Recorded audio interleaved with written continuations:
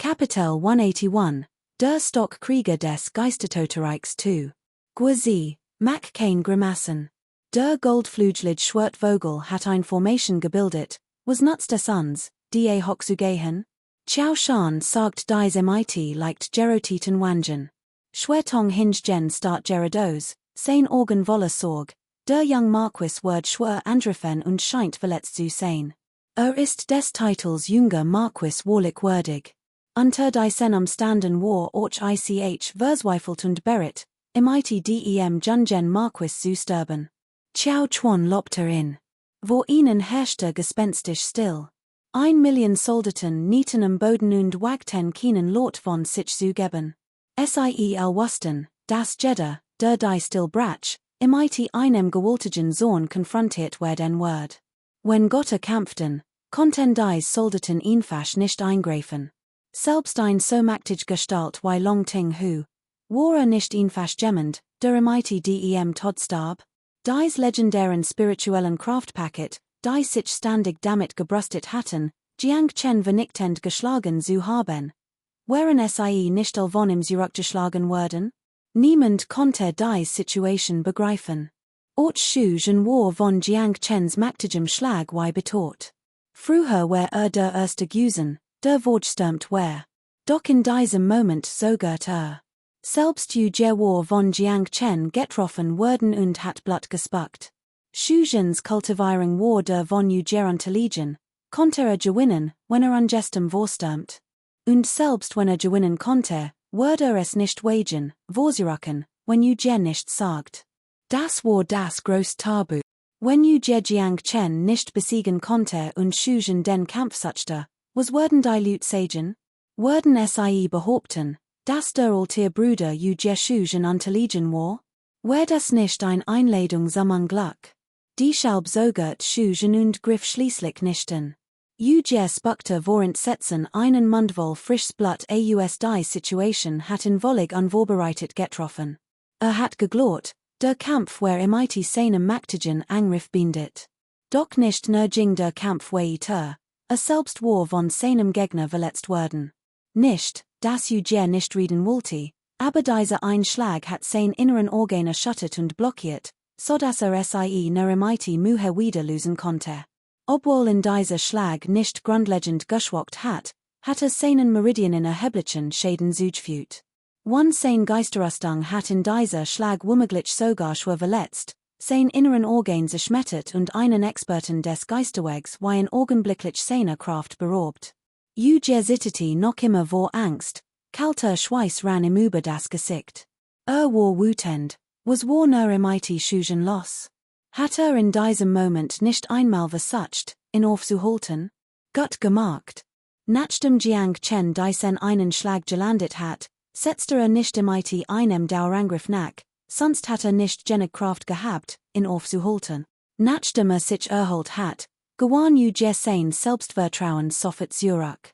Sein arrogante Art war verschwunden und einem kalten Ausdruck gewichen.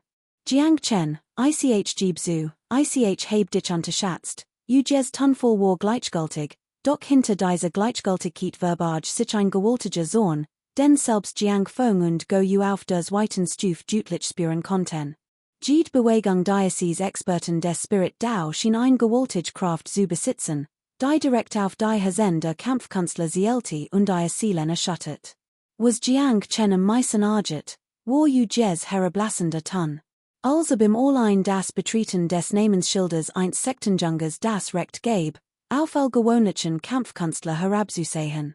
Behandelte in wie ein bloßes Insekt. Diese Art von Arroganz war Jiang Chen äußerst unangenehm.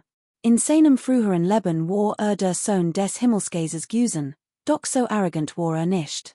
Im Himmel hat Jiang Chen, ungeachtet seines Stands, mit jedem Freundschaft gesklissen und sich nie aufgrund seines Adelstands überheblich verhalten. Richtig? Du hast nur an Sinn geredet. Erstes du gesagt, du konntest mich mit einem Finger erledigen, und dann, niemand im Himmel oder auf Erden kann mich retten. Nach all dem Unsinn bin ich immer noch wohlauf. Setz den Verhigkeiten ein, wenn du kannst, Las Long du Schwer Zurück und Ger Zurück zu deiner Sekte, obwohl Jiang Chen verletzt war, hat sich dank der Heilpillen bereits mehr als Hälfte erholt. Das sich nicht einen direkten Zusammenstes gehandelt hat, wären seine Verletzungen deutlich weniger schwerwiegend als die von Uger. Außerdem wusste dass Uger seine Verletzung höchstwahrscheinlich nur vortäuscht. Selbst wenn Uger nicht schwer verletzt war, hatte sicherlich kein leichten Blechern davongetragen. Andernfalls hat ein gewöhnlicher Kampfkünstler der so hart getroffen wird, dass Blutspuckte und ein solche Demütigung erlitt, angesichts Ugers arrogante Persönlichkeit sicherlich seine mächtigsten göttlichen Fähigkeiten zur Vergeltung eingesetzt, anstatt nur zu reden. Gut, lacht Uger wütend, ein mörderischer Gedanke kokte in ihm hoch. Wie Jiang Chen vermutet hat, war Uger tatsächlich verletzt, und die Schäden betrafen sein Meridian. Wurde frontal kämpfen, wurde zumindest 7 oder 8 Teil seiner Kampfkraft behalten. Wurde als riskieren und versuchen, Jiang Chen zu töten, wär Uger zuversichtlich, ein 90% Erfolgschance zu haben. Das Risiko, sich beim Versuch, Jiang Chen zu töten, zu verletzen, in Kombination mit Jiang Chens plötzlicher Demonstration seiner gewaltigen Kampfkraft und der daraus resultierenden Gegenreaktion, konnte seine Verletzungen jedoch verschlimmen. Word in dies grundlegend Schwachen, konnte es in seinem gegenwärtigen goldenen Zeitalter der Kultivierung schwerwiegend folgen haben, seinen Kultivierungsfortschritt beeinträchtigen oder in sogar stagnieren lassen. Dieser Preis war in der Tat hoch. Doch wenn nicht kämpfte, würde vor long du schwer unweigerlich sein Gesicht verlieren. Kapitel 182, der Schwertvogel formiert ein gewaltige Formation. Du bist ja so schlagfertig. Hut word Uger, dir klarmachen, dass du, so talentiert du auch sein magst, vor den Sektenjungen nichts als ein Witz bist. Uger war außer sich vor wat. Erkannte, dass selbst mit seinen verbalen Angriffen keinen Vorteil gegenüber seinem Gegenüber erlangen konnte. Jiang Chen hat das und musst hen, wenn ich ein Witz bin, bist du noch schlimmer. Was bist du dann? Etwas Schlimmers als ein Wurm? Sag mir, was du kannst. Du reddest nur leers Zug, ich verragt dich. Ugers Gesichtsausdruck verfinstert sich. Wusst, dass in einem verbalen Schlagabtausch kein Chance hat. Suchst Leser, und mit einer Handbewegung erschien plötzlich ein Schwert. Dieses Schwert war wie ein Teach im Herbst und strahlte ein spirituell Kraft aus, die furcht einflosst. Herbst warse Schwert rief Schugen aus, ein Hoch von Need und Eifersucht in seinen Augen. Dieser Jiang Chen ist verloren. Herbst warse Schwert. Ich kann es nicht wahr sein, das Meister Seniorbruder so beversagt und im sogar ein spirituell Waff wie das Herbst warse Schwert anvertraut, Schugen, holti die Stellung, sorgel dies Bestie. Ich word Jiang Chen persönlich töten, befahl Uger von oben. Uger gesprochen hat, wagte Schugen nicht, zu widersprechen. Herzlich lachend sagt wie leicht ist es mir ein Ehre, Schugen, das Seniorbruder mitwirkt, zwei Jünger der Sekte, eine links und eine rechts, versammelten sich in der Lehr. Doch Jiang Chen war fröhlich und furchtlos. Je mehr dies geschah, desto mehr bewies es, dass der Gegner nicht selbstsicher war. Uger, so arrogant, forderte nun ganz unverhohlen Verstärkungen. Was sollte das bedeuten? Das bedeutet, dass Uger eindeutig in ihr Verletzungen hat und sein Selbstvertrauen nicht mehr so stark war wie zuvor. Ein mächtiger Expert, so beeindruckender auch sein mag, ist nicht der furchteinflossenste. Am furchteinflossensten ist es, wenn starke Mighty noch starkerem Glauben einhergeht. Im Kampf, wenn die Kräfte gleich stark sind, ist es oft der unerschrocken, furchtlos mit einem eisernen Glauben, der am Ende triumphiert. Jiang Chen, der das Herz des unbügsamen Steins kultiviert, hat längst verstanden, dass der mutig niemals aufgeben darf. Ocher ging ein Risiko ein. Setzte auf die Markt der achtwussten Geisterfangformation. Dies ist ein Wagnis, das auf das angeborene Talent dieser Goldflügel-Schwertvogel setzt.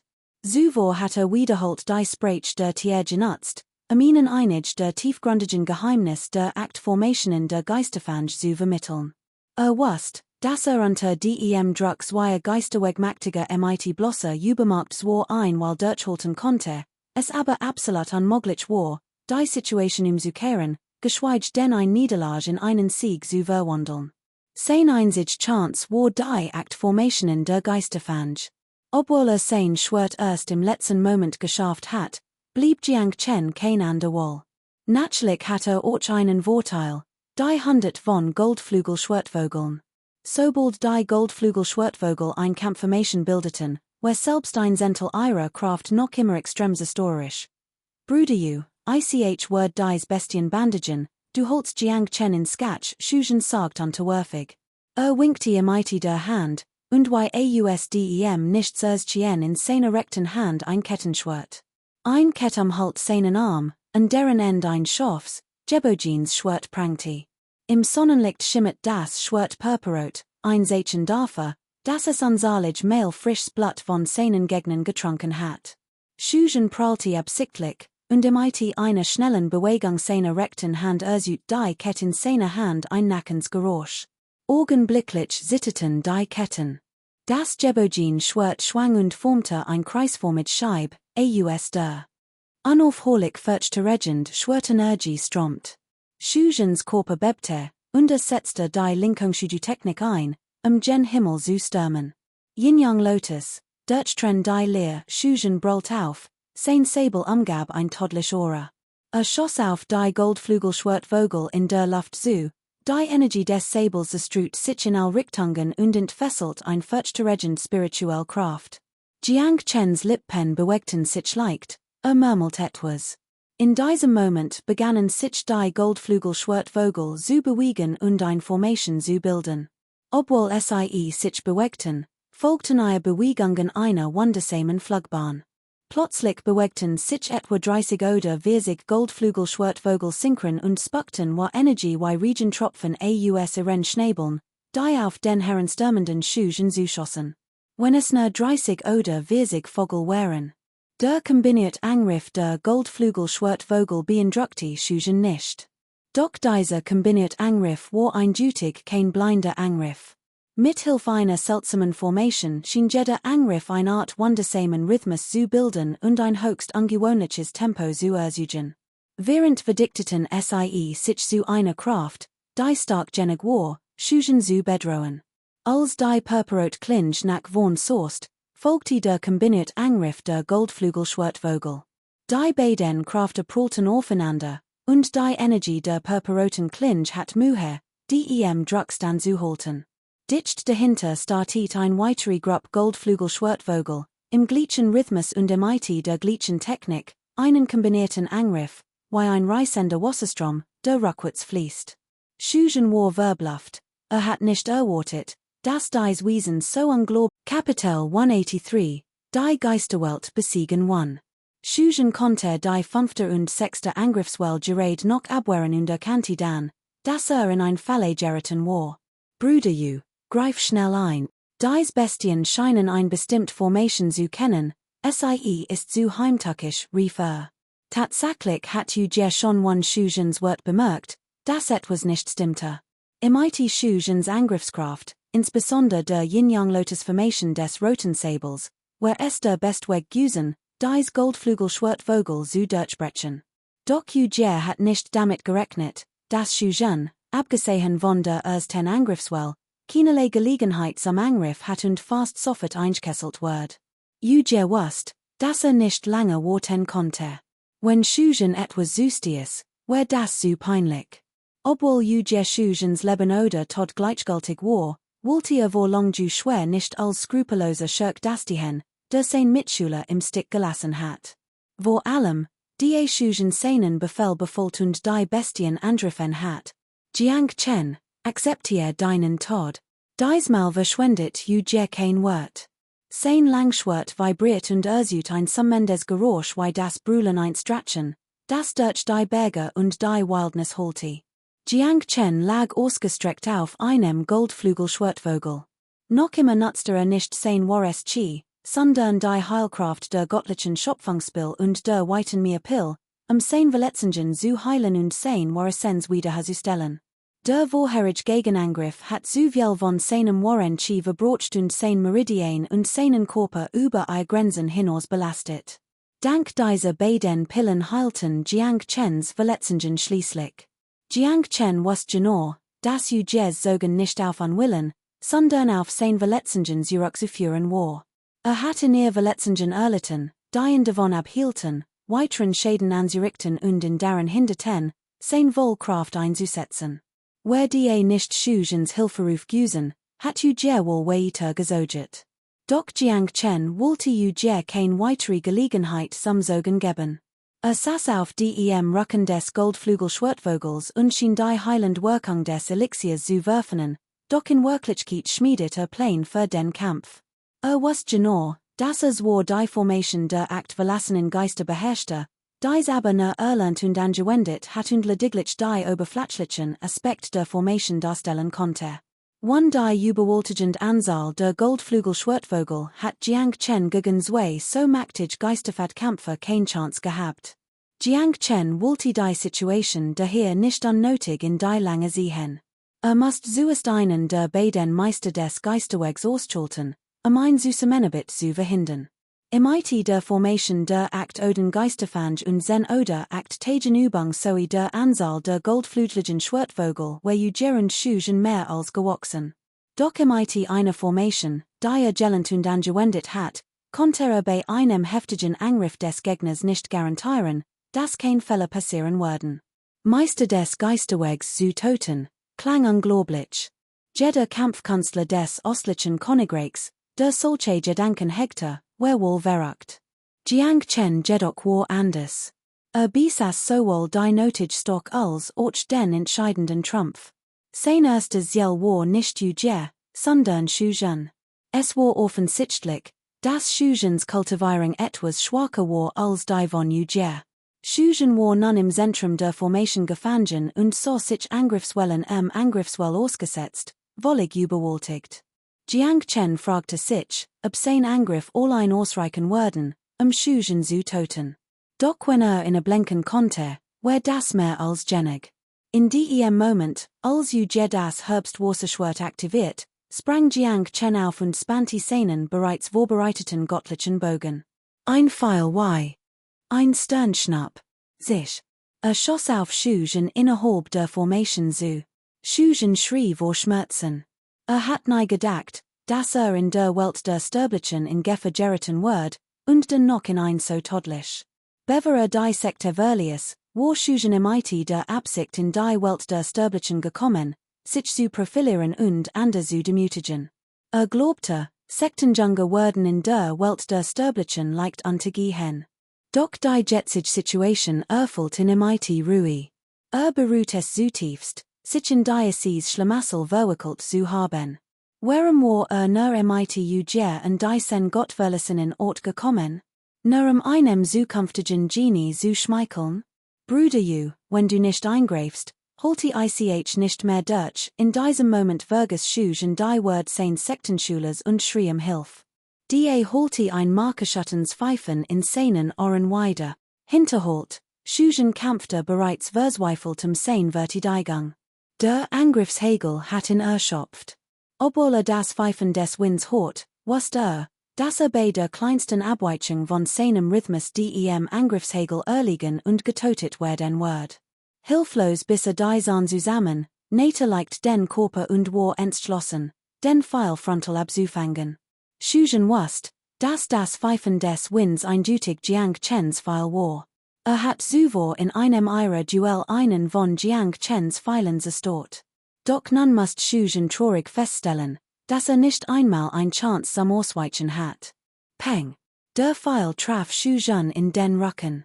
Das mächtig war Qi, das durch die Geisterrüstung gefiltert worden war, verflüchtigte sich erheblich. Doch ein kleiner Teil drang in seinen Körper ein und ließ sein inneren Organ unkontrolliert sitzen. Was, dacht Shugen. Gibt es noch mehr? Gerade als erleichtert aufatmet, bemerkt dass das Pfeifen nicht verstummt war. Ein weiterer Pfeil, derselbe Rhythmus, derselbe Bogen, dieselbe Flugbahn. Nicht gut, begriff Shugen plötzlich. Jiang Chens Bogenschießkunst war unglaublich subtil. Der zweite Pfeil war geschickt hinter dem ersten Versteckt, unsichtbar für sein Organ, Ohren und Sinne, so dass Schugen ihn nicht bemerken konnte.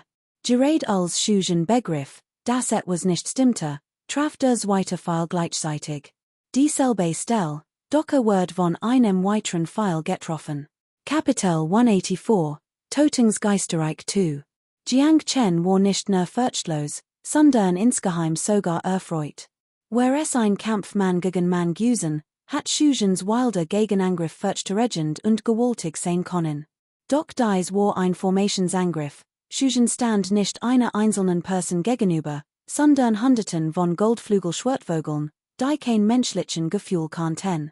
Die Wildheit dieser Goldflügelschwertvogel war vollends entfesselt, die Gefahrten ständig getötet wurden. Daher wichen die Goldflügelschwertvogel angesichts von Schugens Gegenangriff keineswegs zurück, sondern steigeten Wildheit noch und entfesselten welli kombinierte Angriff, die ihn unerbittlich bombardierten. Schugen, dem Tod nahe, hat kein Zeit zu reagieren, bevor von einem mehr von Angriffen verschlungen wird. Peng. Ein weiterer Angriffswelle traf Schugen. Platt. Peng. Die unerbittlichen Angriff hielten ihn, und Schugen wird wie ein Lederball hin und her geschleudert. Schrie immer wieder, sein Herz voller Wort, doch gegen die Angriff dieser Formation war machtlos. Sein Körper wird unaufhörlich attackiert, und sein Schrei werden immer schwacher. Uges Angriff konnten derweil von außen nicht durchdringen. Dies Aktwasten Geisterfangformation konnte sowohl angreifen als auch verteidigen. Sobald Uge seinen Angriff von außen startet, formiert Jiang Chen sein Formation MIT via Hauptangriffszonen und via Hauptverteidigungszonen. In den Hauptangriffszonen wird die Angriffsfrequenz rapid erhöht, Schugen schnell auszuschalten. In den Hauptverteidigungszonen wird als Derange setzt, Ugerem Eindringen von außen zu hindern. All das hat Jiang Chen einkalkuliert, und sein Pfeilhagel wirkte wie all eines fewer und beschleunigter Schugens Tod. Als Schugens Körper leblos zu Boden fiel, damit es Jiang Chen. Dieser Kampf, so gefährlich auch gewesen war, hat ihm zumindest ein unbesiegbar Position verschafft. Jiang Chen, innerhalb der Formation, spannte seinen Bogen, legte einen Pfeil auf und schoss in mighty donnendem Gebrüll auf Uge. Uge, bist du etwa ein Sektenschüler? Du hast den Mitschüler vorstürmen lassen, und du, ein Feigling, der Angst vor dem Tod hat, es dich verkrochen, rief Uge. Sein Herz war in Aufruhr, sein Verstand in völligem Chaos. Hat sich nie vorstellen können, dass dies Reis eines ostlich Königreich auf solch gewaltigen Widerstand stoßen wird, so gewaltig, dass selbst sein jüngeres Schüler Schugen sein Leben verlieren wird. Obwohl Schugens Talent und Stock durchschnittlich waren, war dennoch ein Schüler des Geisterwegs, ein Schüler der Sekte. In der sterblichen Welt getötet zu werden, werden in der Sektenwelt MIT Sicherheit lächerlich Mädchen. Und Jiang Chens Spot ließ in vor Schmerz sprachlos zurück. Uge hat Schugen nicht absichtlich in den Tod geschickt, sein ursprünglicher Wunsch war lediglich, dass Schugen die Goldflügelschwertvogel zeitig aufhielt, damit sich auf die Tötung Jiang Chens konzentrieren konnte. Doch hat sich nie vorstellen können, dass Schugen in ein Todesfall tappen wird. Wer hat ahnen können, dass dies Bestien das Konzept des kombinierten Angriffs verstanden? Das Prinzip der Formation? Selbst ein Sektenschüler hat sich das nicht vorstellen können. Wie konnte Jiang Chen ein weltlicher Kampfkünstler sein? War dieser Jung etwa ein Wolf im Schafspelz, ein Spy an einer anderen Sekte, der in der weltlichen Welt operiert, dacht Uge beinahe. Wie konnte ein weltlicher Kampfkünstler nur so monströs sein? Uge konnte es einfach nicht sehen und wollte es nicht akzeptieren. Vor Schulen anderer Sekten konnte sich noch wundern, aber vor weltlichen Kampfkünstlern war das absolut unmöglich.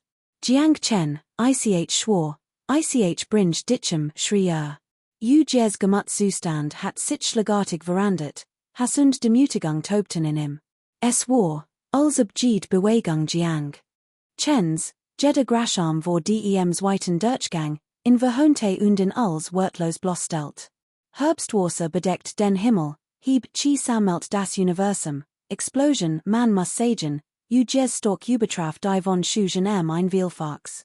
Sein unerbittlicher Einsatz göttlicher Kraft war wahrlich erstaunlich.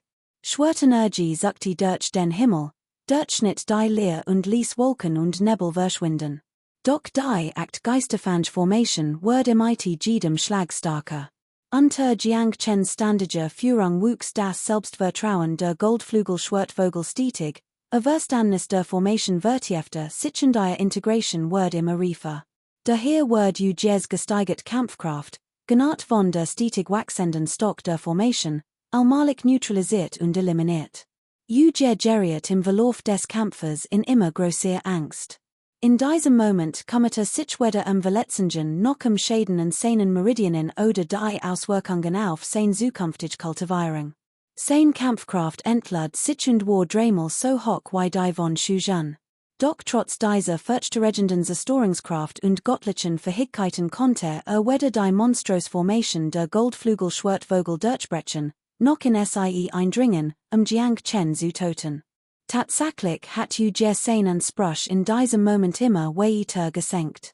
Hat gar nicht die Absicht, sich mighty den Goldflügel-Schwertvogeln anzulegen, wollte lediglich in die Formation eindringen und Jiang Chen töten, mighty den verstorbenen Long Ju schwerend Schugen abzurechnen.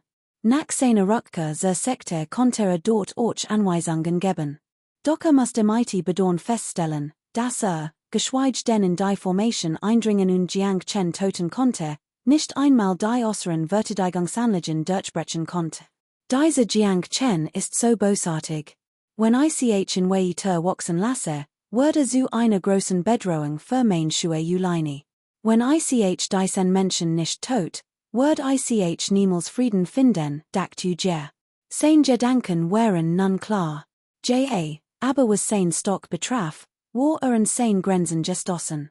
SSI denn, word leben und Tod missakten und sein Eigenes Blut einsetzen, eine Geheimtechnik zu aktivieren. Die Aktivierung einer geheimen Technik konnte sein Kampfkraft verdoppeln. Doch die Aktivierung einer geheimen Technik hat einen schockierenden Preis. Die Auswirkungen auf sein zukünftig Kultivierung waren offensichtlich. Die Aktivierung einer Geheimtechnik wird ihm unweigerlich schwer Verletzungen zufügen. Selbst wenn dies Technik die Formation nicht durchbrechen konnte, wird ein schwer verletzter Ujer, selbst für einen Großmeister des Warren Chi, todlich enden. Die Anwendung einer Geheimtechnik bedeutet, im seinem Leben und seiner Zukunft zu spielen. Kapitel 185, Ujer's Angst 1. Jiang Chens akribisch Planung. Der Kampf war in diesem Moment unentschieden, und es kam nur noch auf die Ausdauer an. Tatsächlich kämpften auch die Goldflügel-Schwertvogel bis zur Erschöpfung. Obwohl sie gemeinsam kämpften, wagte es der Kampf gegen einen Experten des Geisterwegs nicht, nachzulassen. Sie mussten ihre Wohlkraft entfesseln. In diesem langwierigen Kampf bestand der einzige Vorteil der Goldflügel-Schwertvogel darin, dass sie abwechselnd kämpfen konnten. Ujer hingegen musste bis zum Ende durchhalten. Doch Ujer war ein Schüler der Sekte, besaß wahrscheinlich virtuellen spirituell Heilmittel, die ihm helfen konnten, lange durchzuhalten. Ujer kannte Jiang Chens akribisch Planung, aber unter diesen Umständen zögert auch wusste, dass sein Angriff, so wild auch war, extrem kraftezehrend war. Wenn die Formation in kurzer Zeit durchbrechen konnte, hatte ein 30% Siegchance. Doch wenn noch ein halb Stunde durchhielt und die Formation immer noch nicht durchbrechen konnte, droht ihm, Ujer, die größte Gefahr. Sein spirituell Kraft war erschöpft, die macht sein spirituellen Fades word stark nachlassen und sein Kampfkraft rapid sinken. Angesichts der schieren Anzahl der Goldflügel-Schwertvogel word selbst ein chaotischer Angriff genügen, in vollständig zu verschlingen und nur noch übrig zu lassen. Doch wenn sich von einem gewöhnlichen Kampfkünstler bedrohen und einschuckten ließ und ihn floh, wo blieb den Ujers Ehre? Wenn die Sache die Rund machte, wird zum Gespott der Sekte werden. Außerdem war Schugen nun tot, die angekommen war. Wenn nicht einmal Long Ju schwer zurückbringen konnte, war die Missions Fellows gescheitert. Why sollte Großmeister Shui nach seiner Rückkehr Bericht erstatten? Ujer wusste, dass unter keinen Umständen von diesem Schritt abbrechen konnte. Schugens Tod konnte man vielleicht noch versehen, Aber wenn long du schwer nicht zurück brakti, Word Großmeister Shui U im das niemals verzeihen. Jiang Chen, long du schwer, mein junge Schwester, ist ein Schülerin, die von meinem Meister, Großmeister Shui U, personlich Orsewalt Word, wenn du mich sie hüt mitnehmen last, bestet noch Hoffnung. Orchu dir wust, dass das nicht lange hinaussogen konnte. Wust, dass es ein riskantes Spiel für beide Seiten war, und wer Word lange durchhalten. Aber dir war ein Stühle eine Sekte, ein vom Himmel begünstigter Sohn, und wollte sein Leben nicht im einem weltlichen Menschen wie Jiang Chen aufs Spiel setzen. Ich gib dir ein Chance. Wenn du nicht gehen willst, dann bleib Jiang Chens Wort wären in Wirklichkeit ein Prüfung. Wust, dass es endlos Problem geben wird, wenn auch nur ein Person hüt entkam. Die Situation hat sich bis zu diesem Punkt entwickelt, angesichts der Konsequenzen musste die sich beseitigen und dürfte niemanden entkommen lassen. Wust jedoch auch, dass die Kampfkraft des Goldflügelschwertvogels bereits stark geschwächt war und es ungewiss war, aber im Falle eines weiteren Widerstands noch besiegen konnte. Daher die Enten sein wird, ein Mischung aus Halbwahrheit und Halblug, in Wirklichkeit dazu, Haltung auszuloten. Als Jiang Chen Sogen bemerkt, schmiedete heimlich einen Plan. Sofort sandte ein telepathisch Nachricht und befahl der Armee des Goldflügelschwertvogels du Pass, ein Grupp Silberflügelschwertvogel zum Angriff zu bringen. Dies sollten in der Nähe von Long Ju schwer trainieren. Beim Rückzug der Schwertvogelarmee hat der Goldflügelschwertvogel zuvor den Weg angeführt. Einige Goldflügelschwertvogel, die nicht in der Belagerung teilgenommen hatten kein nennenswerten Verlust erlitten und besaßen noch immer betrachtlich Kampfkraft. Auf Jiang Chens Befehl hin führten sie etwa 100 Silberflügelschwertvogel wie Pfeil vom Pass herab. Ziel war Long Ju schwer. Long Ju schwer, die zuvor ein Schwerschlag geschlagen hat, war bereits erschöpft. One Shugens Schutz war sie nun allein. Well, Kapitel 186, das Reich der Angst 2. Jiang Chen hielt in, den namenlosen Sabel fest in der Hand, sein Kampfformation bereit, den Feind zu empfangen. Sein ganzer Körper war wie ein gespannte Bogen sein, jederzeit bereit, einen Pfeil abzuschießen. Sich in diesem Moment erschienen unzahlig Weißlichter Long Ju schwerherem, jed Silben Licht sprang wie ein Karpfen und huschte durch die Leer. Im nächsten Moment ertönten Schrei der Qual als Silberflügelschwertvogel explodierten in der Luft und verwandelten sich in blutige Nebelschwaden, die sich in all Richtungen zerströmten. Fast 100 Silberflügelschwertvogel wurden im einem Schlag ausgelöscht. Keine blieb übrig, sie explodierten unaufhörlich und stürzten zu Boden.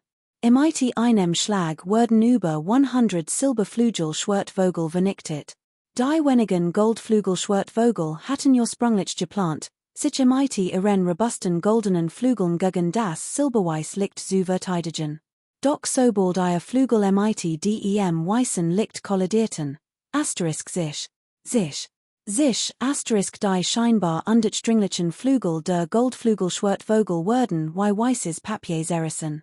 Mehrere Goldflügelschwertvogel stießen einen unaufhörlichen Schrei aus, worin die Körper vom weißen Licht in winzig Stück zerfetzt wurden. Jiang Chen war fassungslos. Wohin hatten und Shu im ihrem mächtigen spirituellen Energiefeld die Schwertvogelarmee zurückgeschlagen?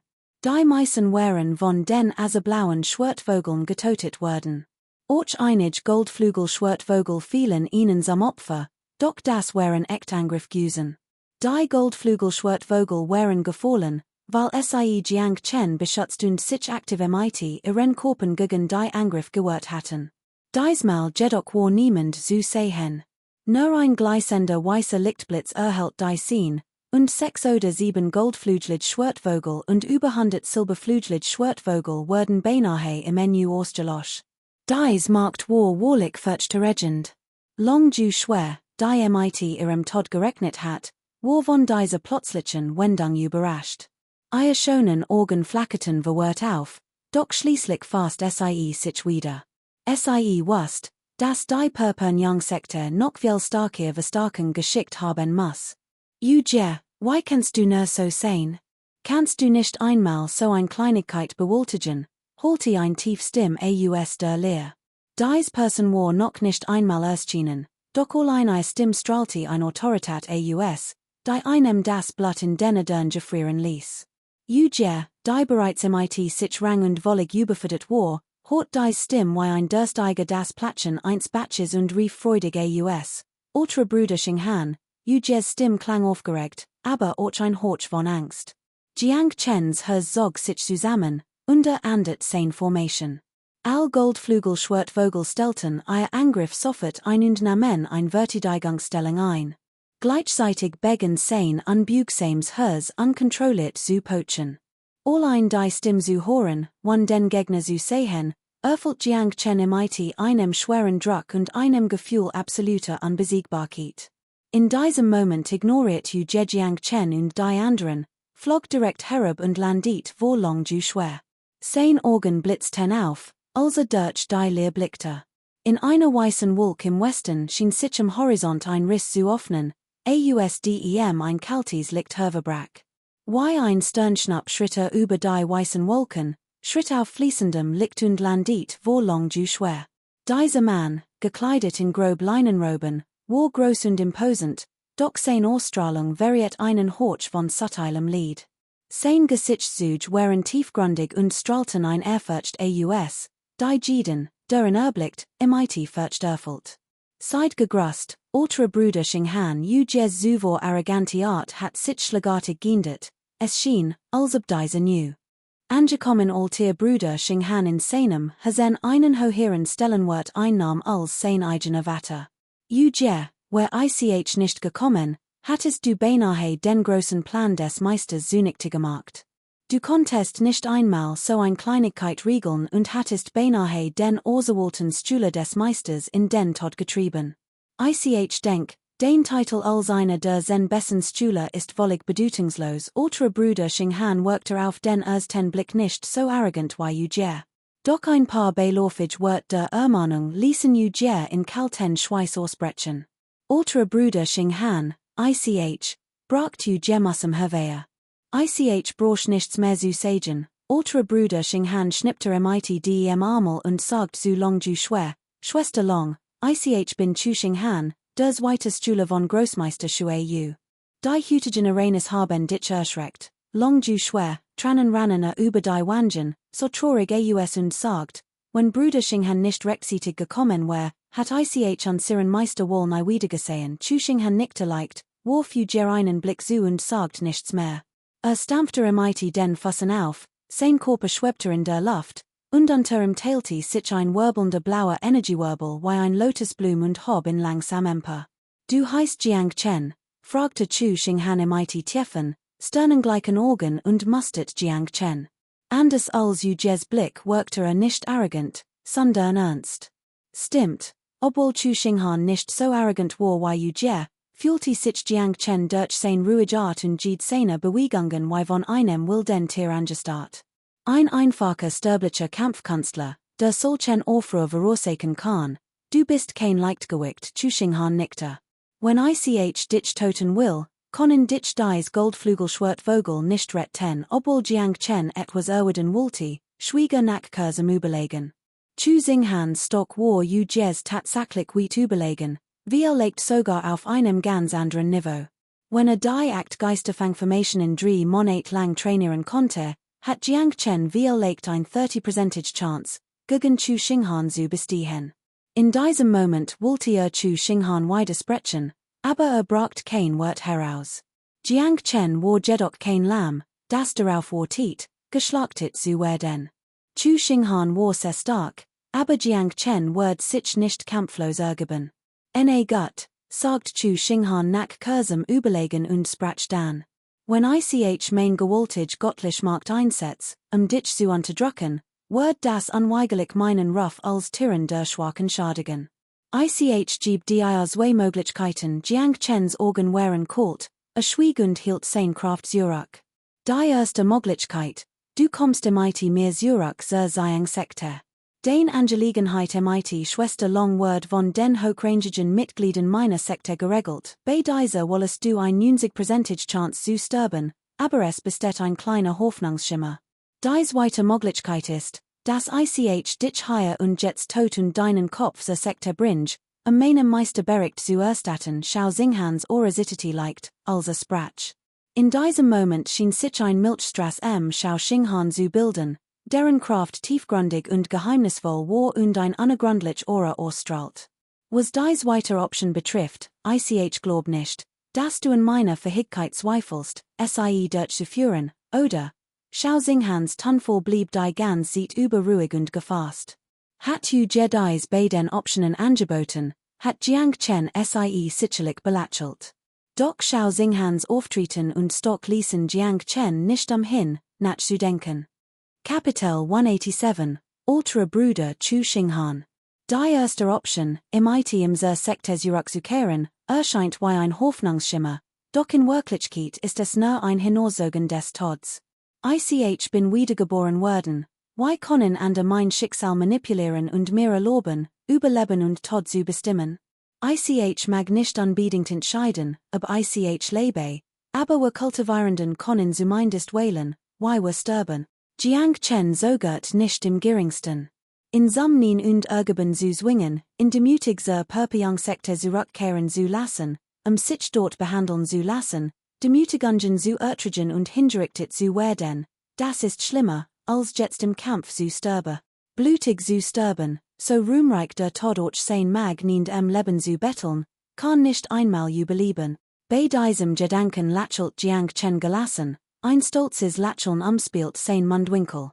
Chu Singhan, du bist anders als Ujier. Zumindest in dir sehe ich das Auftreten eines Sektenjungers. Ich respektiere dich, aber ich word kein dieser beiden Bedingungen akzeptieren. Du magst mich töten können, aber du wirst einen hohen Preis dafür zahlen, sein Ton war eindringlich und entschlossen.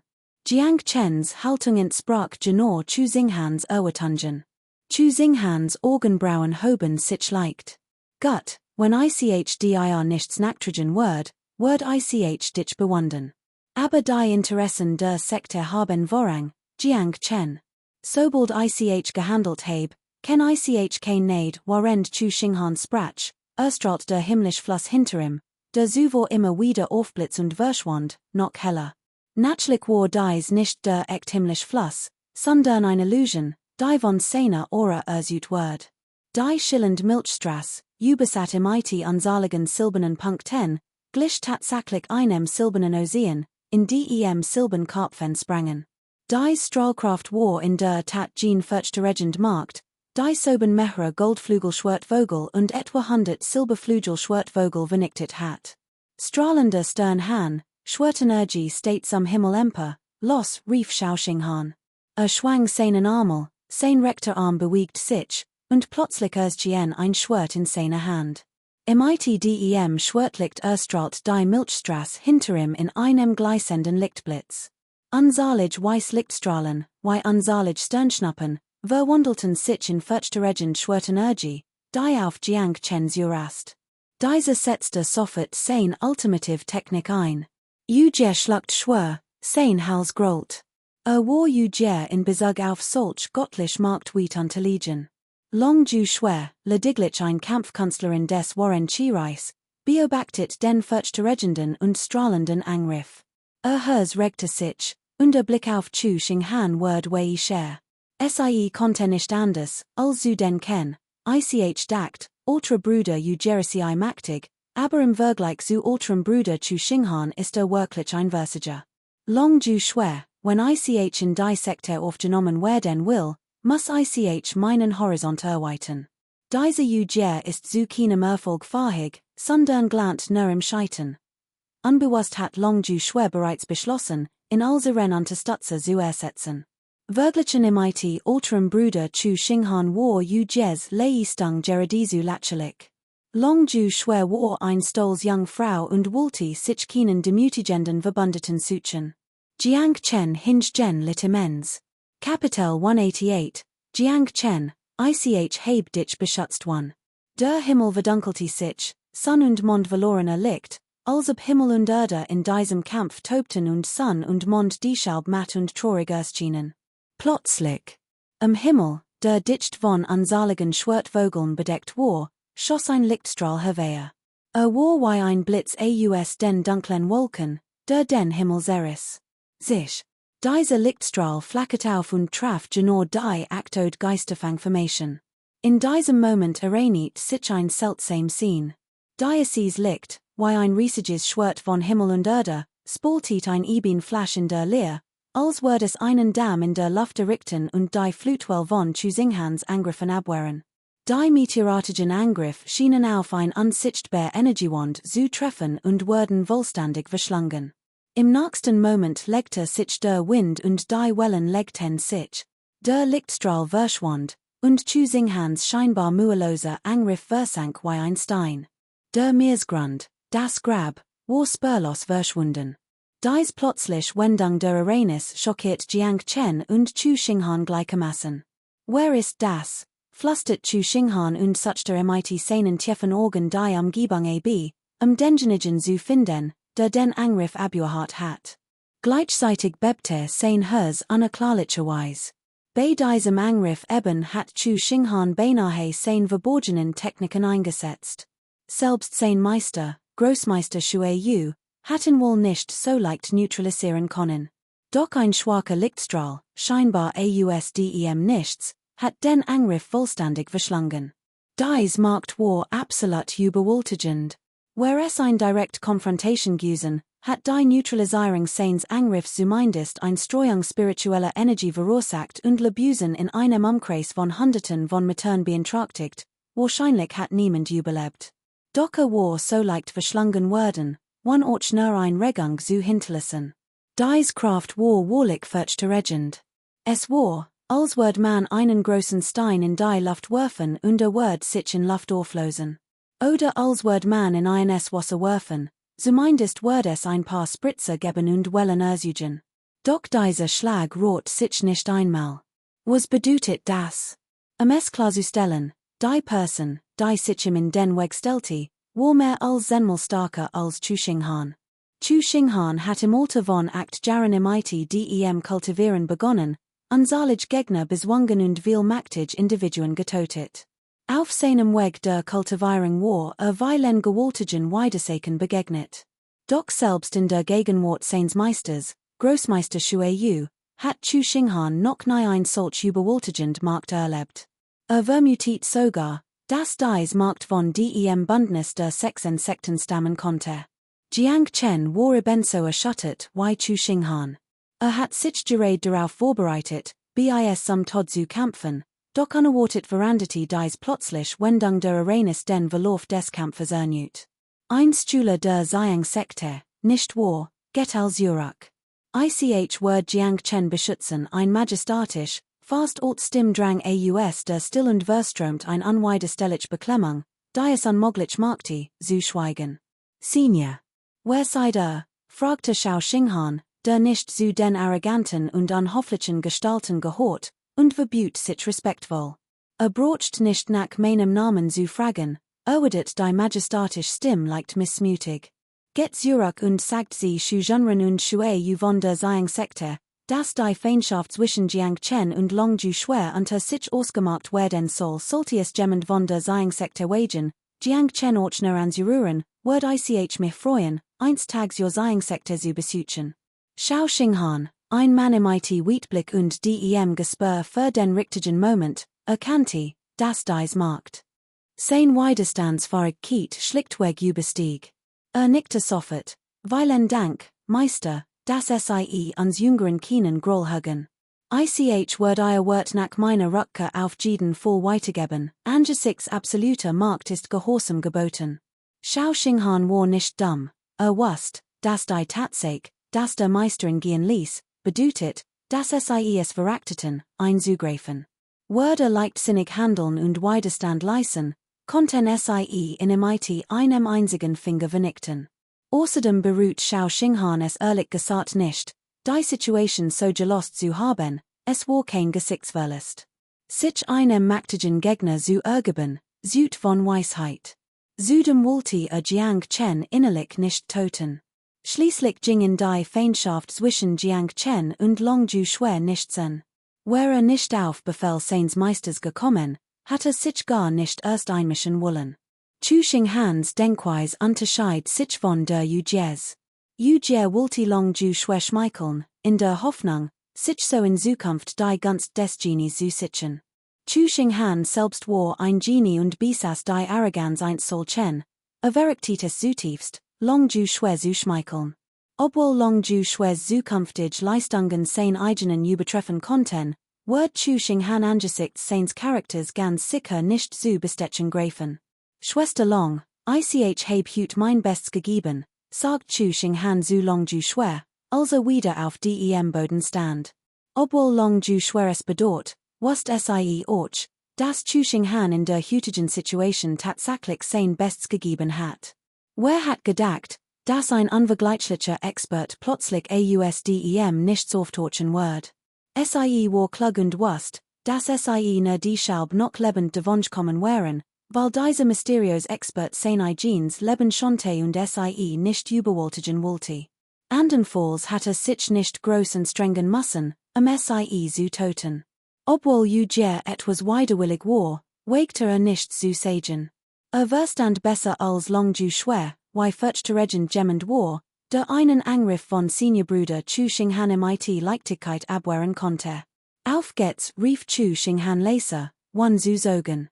Nahm Long Ju mit sich, stampfte mit dem Fuss auf, und ein wirbelnd Mass aus grünem Nebel erhob sich zu einer wasrigen Lotusblum, stieg in den Himmel und verschwand in der Leer.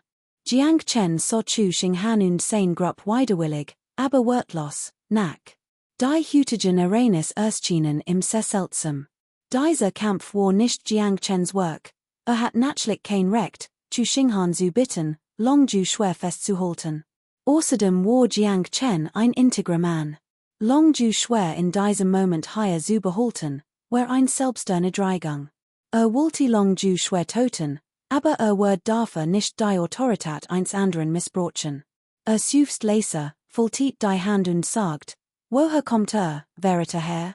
Your hütig gut ist für Jiang Chen unvergesslich.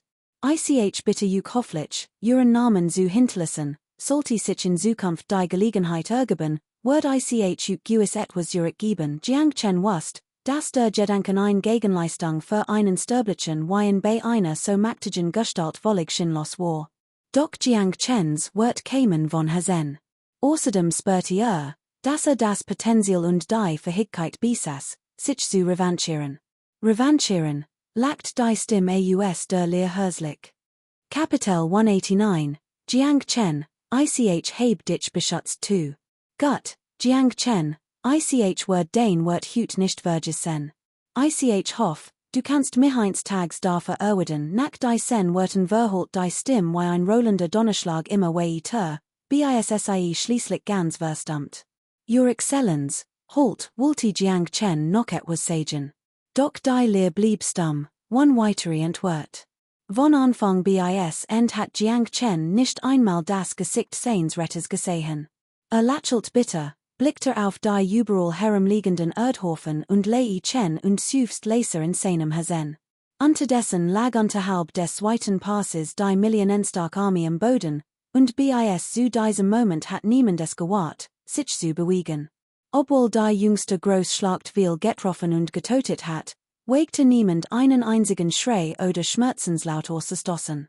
Jiang Chens Interesse war erloschen, beruht es zutiefst, den Anführer Long Ju nicht getötet zu haben. Die Soldaten waren nur ein paar Anhänger der Rebellen. Jiang Chen hat natürlich nicht die Absicht, ein Blutbad anzurichten. Obwohl Long Ju überlebt hat, war das Anwesen Long Teng who praktisch zerstört. Die daru folgend chaotische Situation wird nun dem Dongfang-Clan überlassen bleiben. Zurück am Erdu-Pass stürmten Al-Hebei, nach Suffragen. Jiang Chen hat in der Schlacht schwer gelitten, aber auch sie hatten am Pass groß Verlust erlitten. Jiang Chen winkte ab, die Leute der seinen Sekte wagen es vorerst nicht, aber zu Mädchen Schädner, das Long Ju tot ist, ein Potenzial Bedrohung für die Zukunft. Wante sich Prinzessin Goyu und sagt, sollte sich ihr ostlicher Clan nicht die Folgen kommen. Jiang Chen interessiert sich überhaupt nicht für den Machtkampf zwischen dem Königshaus und der Familie Long. Die Vernichtung von Long Teng who diente nicht prima dem Königshaus, Sundern war Ohrstruck der Arroganz der Family Long, die Wiederholt versucht hat, die Family Jiang zu töten. Die schlagte Murdu Pass in die schließlich mit der Vernichtung der Family Long und dem Aufstieg der Family Jiang. Doch das Chaos im gesamten östlichen Königreich sollte nicht so schnell ein Ende finden. Glücklicherweise wurde die königliche Blutlinie durch Prinzessin Kor Ngoc und Kronprinz Dong Phuong Lan nicht unterbrochen. Kor Ngoc rief daraufhin, nach ihren eigenen Methoden, die dem Königshaus truhen Vasallenarmeen zusammen und eliminiert die verbliebenen Mitglieder der Family Long sie ließ die Anführer hinrichten und ihr Kompleisen töten. Die anderen Vasallen, die von Long zu Phuong gezwungen worden waren, blieben ungeschoren. Dies war der Auftakt, den Prinzessin Kor Ngoc gesetzt hat. War klar, dass das Königreich im Chaos versinken wird, sollte der Schlag so schwerwiegend sein. Die Anführer der kriminellen Banden zu töten, die Residenz des Markgrafen Longtung zu zerstören und die Autorität der Königsfamilie wiederherzustellen, war beinahe ausreichend. Das östliche Königreich konnte sich kein weiteren Verlust leisten. Natürlich ließ sich dieser Prozess nicht in wenigen Tagen vollziehen. Während des gesamten Geschehens blieb die Family Jiang neutral und beteiligte sich nicht. Im Gegensatz dazu Genessen der Markgraf Jinshan und der Markgraf Huqiu, die mit der Family Jiang gut befreundet waren, nun hos Ansehen in den Reihen der Königsfamilie und stiegen zu den beiden mächtigsten aufstrebenden Kräften innerhalb des Königshauses auf.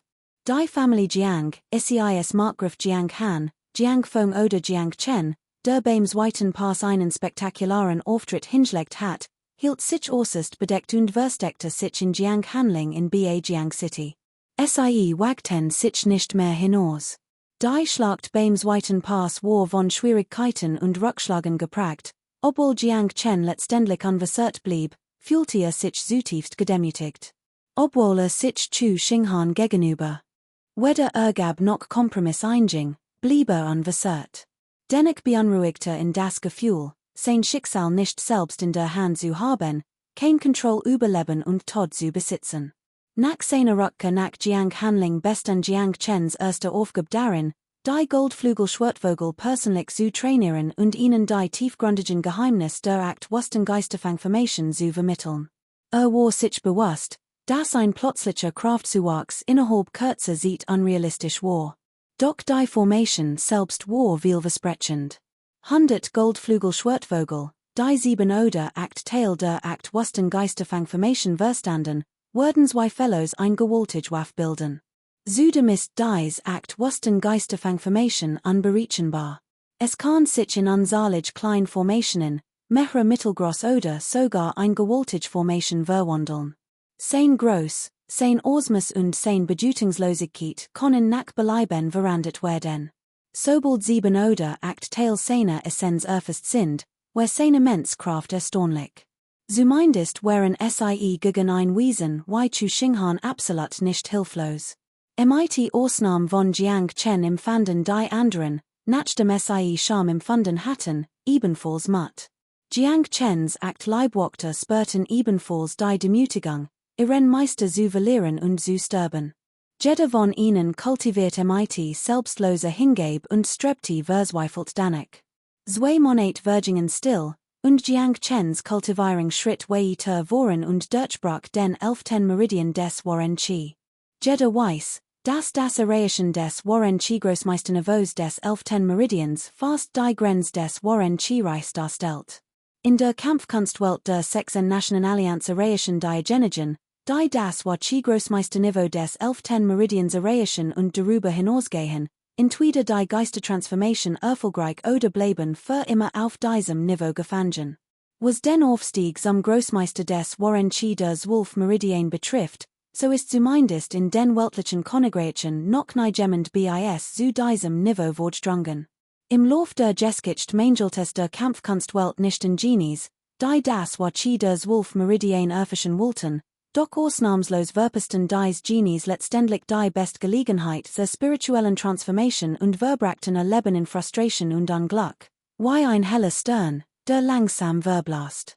Theoretisch sollte Jiang Chen, nachdem dieses Stadium erreicht hat, sich auf die spirituelle Transformation vorbereiten. Jiang Chen hegt jedoch keinerlei Absicht, ein spirituell Transformation anzustreben. Durch sein Bischerige Kapitel 190, Wassermund Großmeister 1. Ein Wasseroberfläche schimmert wie Glas, weit und grenzenlos, und spiegelt drei schimmend Lichter wider, die ein göttliches Gefühl vermittelten. Diese See, der den Namen Wassermund See trug, barg eine Ansammlung von Inseln, dicht gedrängt wie Stern, der Ort, und dem die Wassermund Linie der Purpurnen Jungsekte residiert. Das liegt gleich dem Wassermund, und siegensreich Energie am Halt den Archipel. Tief im Inneren einer der Inseln, am Ende eines purpurnen Bambuswalds, erhob sich ein praktischer Palast, der Sitz des Wassermund Großmeisters. Über dem Palaste hing ein Schild, in Siegelschrift MIT den beiden Schriftzeichen Wassermund versiert, jeds in seiner eigenen, einzigartigen Form und Bildsprach. Im Inneren des Palasts stand Chu Xinghan MIT verschränkten Armen, während Ger und Long Ju schwer unter ihm standen, gehorsam und ein Wort zu wagen. Auf dem Thron saß eine Frau, etwa in ihren Dreißigen, MIT einem ehrlichen schonen und edlen Antlitz. Der Preis veriet spuren transzendenter Aura. Doch in diesen Dame-Augen offenbart sich ein herzzerreißend Kraft. Xinghan, soll die Sache von Anfang bis Ende. Es darf nichts fällen. Ger und Long Ju schwer, hort genau so. Falls Bruder Xinghan etwas ausgelassen hat, konnte es ergänzen. Die Frau auf dem Thron war ein dutig Großmeisterin Shui Yu. Xiao Xinghan nickte, gingen Gedanken als Deutsch, was vor dems weiten Durchgang geschehen war, holt tief Luft und ursalte kribbisch als. Besonders die Wort dieser mysteriösen, mächtigen Gestalt ließ Xiao Xinghan nicht aus und wiederholt sie Wortgetru, wann einen Fälle zu wagen. Nachdem Xiao Xinghan geendet hat, runzelt Großmeisterin Shui Yu leicht die Stern und so Ger und Long Ju schwer fragenden.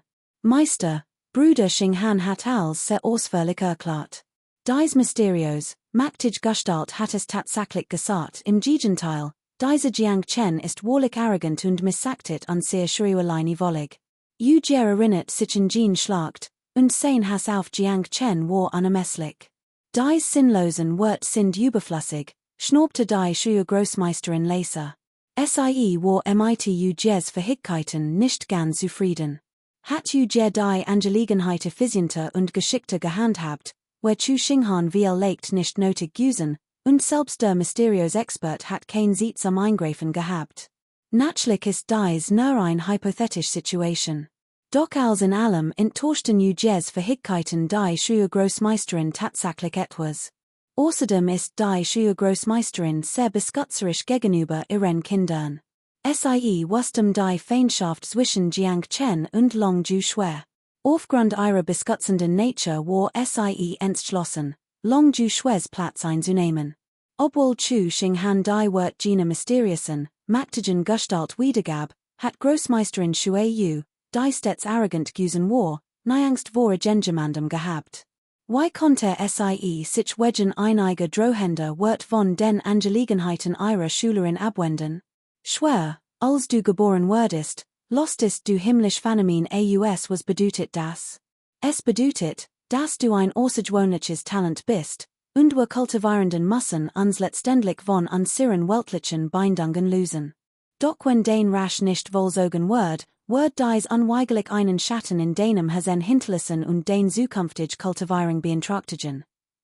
Den Vendetta verste he ich vollkommen, sagt Long Ju schwer, die es gewohnt war, sich verwohnt zu benehmen, wissend, das Großmeisterin Shui Yu sie wäret, und unter Tranen. Jetzt hat schwer niemanden mehr, auf den sich verlassen kann. Ich kann mich nur noch auf mein Meisterin verlassen, die für mich einsteht. Großmeisterin Shui Yu hat halbes Leben lang kultiviert, und Ruf, Fälle zu beschützen und zu vertuschen, war in der gesamten Sektenwelt bekannt. Welchen Status hat dieser Jiang Chen, dass ein so großes Heer von Schwertvogeln befehligen kann? Und das so unerbittlich und furchtlos, selbst ein so mächtiger Meister wie Großmeister Shui Yu konnte das nicht ergründen. Es ist wichtig zu wissen, dass der Einsatz von Geisterbestien und spirituellen Wesen im Kampf nicht allein durch rohe Gewalt möglich ist. Zwar sind manche Kampfkunstsekten im Umgang mit Geisterwesen gut, doch jede Sekte hat ihre eigenen Methoden. Sie Nutzen Talisman, Geheimbeschworingen oder und Göttlich Verhickheiten und Geheimtechniken, Sie zu kontrollieren. Natürlich gibt es auch Gene, die sich große göttliche Kräfte bedienen, Geisterbestien für ihr eigenen Zweck zu bezwingen. Doch Eagle, welch Technik es sich handelt, Sie ist ein streng gehütetes Geheimnis der Sekte. Die Purpurn Sekte ist so groß, und doch gibt es dort kaum jemanden MIT solch eine Stock. Im Bereich des Kampfes MIT Geisterbestien ist die Purpurn Sekte praktisch unbesetzt. Großmeisterin Shui Yu war daher etwas neugierig auf Jiang Chen. Doch abgesehen von ihrer Neugier schatzte Sie das Genie Long Ju schwer noch viel mehr. Der Angeboren Azerblau Phönix Körper, ein solcher Körperbau ist in der gesamten Geschichte der Purpurnen Sekte äußerst selten. Was bedeutet ein angeborener Körperbau? Bedeutet, dass es fast kein Hindernis gibt, wodurch man leicht in den spirituellen Dao eintreten kann. Und der Weg der Kultivierung nach dem Eintritt in den spirituellen Dao ist viel einfacher als der gewöhnliche spirituelle Dao-Kämpfer, und der Fortschritt ist viel schneller. Xing Han, ich schick dich auf ein Mission. Unter such Jiang Chens Hintergrund. Denk daran, in nicht anzufassen, Großmeisterin Shui Yu wise zu Xing Han an. Sie wollte beschützen, und obwohl Sie Long Ju schwer beversagt, wird Sie zu Xing Han nicht in den Tod gehen lassen. Schließlich war zu Xing Han eins der drei größten Genies unter ihren Schulen. Die mysteriöse Expertin hat bereits gesprochen, und einen Schüler zu Jiang Chen zu schicken, war definitiv keine gute Idee. Mittelungen statt Angriff würden viel Bedenken ausräumen. Kapitel 191, Großmeisterin Shui Yu 2. Long Ju schwer bis sich leicht auf die Unterlippe, schwer wird sich ganz sicher und strengen, ihr Verhickheiten zu entwickeln und die gut ihrer Meisterin nicht zu enttäuschen. Ich wird für die Schreierleine kämpfen man muss sagen, dass dies Frau, Long Ju schwer, ein sehr gutes Gespür für die Gefühl anderer hat. Aus den Worten von Großmeisterin Shui Yu erkannte Sie, dass ihr Meisterin die Schreierleine überaus hochschatzte und sich innerhalb der seinen Sekte einen Namen machen wollte. Großmeisterin Shui Yu hat dies und lächelt zufrieden, sehr gut. Ich bin tausend von Meilen eines ostlich Königreich Jurist, die Meisterstelle Beziehung zwischen dir und mir zu begründen. Dies tat ist die erfüllendste meines Lebens. Schwer, von Hüten wirst du MIT mehr gemeinsam trainieren als du Jedis hort, verspert Sie einen Anflug von Need und Eifersucht. Wusst, dass obwohl zu den zen besten Schulen der Schreierleine gehört, no selten die Gelegenheit hat, von seinem Meister angeleitet zu werden. Im Grund genommen führte der Meister einen nur durch die TUR, doch die Kultivierung selbst war ein persönliche Angelegenheit. Gelegentlich von seinem Meister angeleitet zu werden, genutu ihn so sehr zu begeistern, dass tagelang nicht schlafen konnte. Dies Long Ju schwer war ein außergewöhnliches Talent, wahrlich anders als gewöhnlich Menschen. Der Meister wollte Sie in seiner Seat behalten und Sie persönlich anleiten. Ein Privileg, das selbst seinem älteren Bruder Chu Xing Han verwehrt blieb. Chu Xing Han jedoch blieb ausdruckslos und spürte nichts Ungewöhnliches in seinem Herzen. Das östliche Königreich lag in Trümmern und wartet auf seinen Wiederaufbau. Mehr als ein Monat war seit der Schlacht am Zweiten Pass vergangen. Dank der Verbindungen und des Einflusses von Prinzessin Goyu und MIT der Hilfe verschiedener Vasallen waren die internen Konflikte weitgehend beigelegt worden. Dongfang Lu, der während der Rebellion der Familie Long umgekommen war, wird von Jiang Chen gerettet und bestieg daraufhin den Thron, neuer Kaiser des östlichen Königreichs zu werden. Auch die Lage in der Hauptstadt klarte sich allmählich auf. Die Verschiedenen, von Long Ting who abhangigen Kraft des Sultan nach Belieben geführt, bei Bedarf eliminiert oder in den Rand gedrängt werden. So Sultan beispielsweise rebellisch Gruppierungen wie die Dan Wang Yuan, darunter der Clan der Ling Yao, wohlständig aus der Geschichte des östlichen Königreichs getilgt werden. All Mitglieder des Dan Königsgartens wurden enthauptet, wheres verdiente, zur Schau gestellt zu werden, wurden enthauptet, keiner blieb am Leben. Die Apothekehal hingegen, die im Gegensatz zu Long Teng who stand, für durch dies Campaign einen noch größeren Aufstieg. Als your sprunglich Führender Anbieter spiritueller Medizin im Königreich festigter Sie Ihr Position weiter. Die gesamte Apothekerhal war voller Enthusiasmus und Optimismus. Doch Song Tianqing, der Großmeister der Apothekerhal, war alsander als erfreut. Warend Long Ting, whose rebellion hatten fast all hochrangigen Mitglieder der Apothekerhal gesklissen die Flucht ergriffen und dabei vor allem den dritten Hallenmeister, Ciao Baisha, eines Visier Genemen. Dies führte direkt dazu, dass Ciao Baisha einen Abschiedsbrief hinterließ. One Ciao Baisha war es, als wären die drei himmlischen Elixier für immer verloren. One dies drei Elixier wurden die Auftritt der Apothekerhal sehr langsam werden. Zwar konnten Auftritt storniert und Anzahlungen zurückgestattet werden, doch für die Apothekerhal, einen Giganten im Bereich der spirituellen Medizin, wurden solche Stornierungen ihrem Ruf und Prestige schäden. Daher konnte Song Tianqing überhaupt nicht zufrieden sein. Vordergründig genes die Apothek hos Ansehen beim Königshaus, doch dies lag daran, dass das Königshaus ein schwer Kreis durchgemacht und erheblich Verlust erlitten hat, weshalb es auf die Stock der Apothek angewiesen war. Die Apothek selbst benötigt spirituell Medizin und divers Produkt, zu florieren. One dies drei Arten spiritueller Medizin von Ciao Baisha where die Entwicklung der Apothek nahezu unmöglich gewesen. Song Tianqing beruht sein damalige Entscheidung zutiefst. Zugina sieht verurteilten fast all hochrangigen beim ten Ciao Baisha öffentlich, mit Ausnahme einiger seiner Freund, und wollten in Longtunghoser Bestrafung ausliefern. Och Song Tianqing zögert in diesem Moment und unterstützt Ciao Baisha nicht. Letztendlich führte ein Feldtritt zu vielen weiteren. Die Großmehrheit der hochrangigen beim ten der Apothek war aufgrund des hohen Ansehens des Königshauses erfreut darüber, dass die Apothek die Danwangyuan befriedet hat.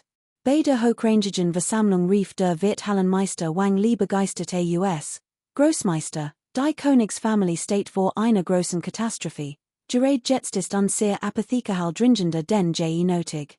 Wir legt Wörter ansehen de Deutsch erheblich steigen. Wir sollten dies Gelegenheit nutzen, unser Imperium auszubauen und Zweigstellen in jedes Gebiet des Königreichs zu entsenden. Wo immer es Vasallen gibt, sollte es auch ein Zweigstell unserer Apothekerhal geben, seitdem hat die Apothekerhal das ganze Land durchdrungen, unlösbar Problem verursacht und sowohl Einnahmen als auch Ansehen sind rasant gestiegen. Der Wirthallenmeister Wang Li, ein oder zwei Jahr jünger als Ciao Baisha, gilt als zukünftig Stütze der Apothekerhal. Ursprünglich war Wang Li Ciao Baisha ebenbürtig und hat ebenfalls die Voraussetzungen gehabt, den Posten des zukünftigen Großmeisters zu konkurrieren. Ciao Baishis herausragende Leistungen führten jedoch dazu, dass Wang Li ständig frustriert war und die Möglichkeit fehlte, sich zu beweisen. Heute, One Ciao Baisha, ist die Position des zukünftigen Großmeisters der Apothekerhal im Grund Wang Li vorbehalten. Daher ist Wang Li in letzter Zeit etwas arrogant geworden und sieht das Auftreten eines zukünftigen Anführers. Viel hochrangig beamte der Apothekerhal, sowohl hoch als auch niedrig, folgen stillschweigend Wang Lis Beispiel, schmeicheln im Fan und heimlich und sehen großes Interesse daran, sich ihm anzuschließen. Als Wang Lis Wort erklangen, stimmten mehrere Altest im zu, der Großmeister der Apothekerhal hat recht. Unser Apothekerhal muss dies Gelegenheit nutzen, zu expandieren und ihren Einfluss auf jedes Gebiet aus. Kapitel 192, die Selbstgefälligkeit der hochrangigen Apothekerhal. Seltsamerweise mangelt es die sen Leuten jeglichem politischen Scharfsinn, sie schrien ständig nach Expansion. Die Apothekerhal hat sich über Jahrhundert entwickelt, hat sie denn nie die Möglichkeit zur Expansion gehabt? Warum hat sie nicht expandiert? Wegen Tabas. Wie lange war der Vorfall mit Long Ting höher? Hatten dies Leute in etwa schon vergessen? Wird die Königsfamilie zulassen, dass ein einzelner Markt sich unbegrenzt ausbreitet? Wird ein einzelner Markt jeden Winkel des Königreichs infiltrieren? Das war blanker Unsinn, Geradizu Selbstmord. Selbst wenn die Apothekerhal kein militarisch Markt besaß, war das nicht hinnehmbar. Ein Markt mit übermassigem Einfluss wird die königliche Markt irgendwann herausfinden. Long Ting war das deutlichste Beispiel dafür. Angesichts des Beispiels von Long Ting huer es seltsam, wenn der ostliche Clan weiterhin zulassen wird, das sich ein ander Markt ausbreitet. Leider konnte keiner diese Leute dies einfach Wahrheit erkennen. Ihr Gedanken wären voller Leidenschaft, sie dachten nur an Expansion. Als Song Tianqing schwieg, lächelt der zweite Hallenmeister Yukun und sagt, Boss, als sind sehr enthusiastisch, warum sagst du nichts? Song Tianqing, voller Frustration, sein Gesicht verfinstert sich, und sein kalter Blick schweifte her. Ich verstehe ihren überschwänglichen Enthusiasmus. Hut möchte ich nur zwei Dinge besprechen. Erstens möchte ich dich fragen, Longting hu, warum wurdest du als der wichtigste Vassal der Welt vernichtet?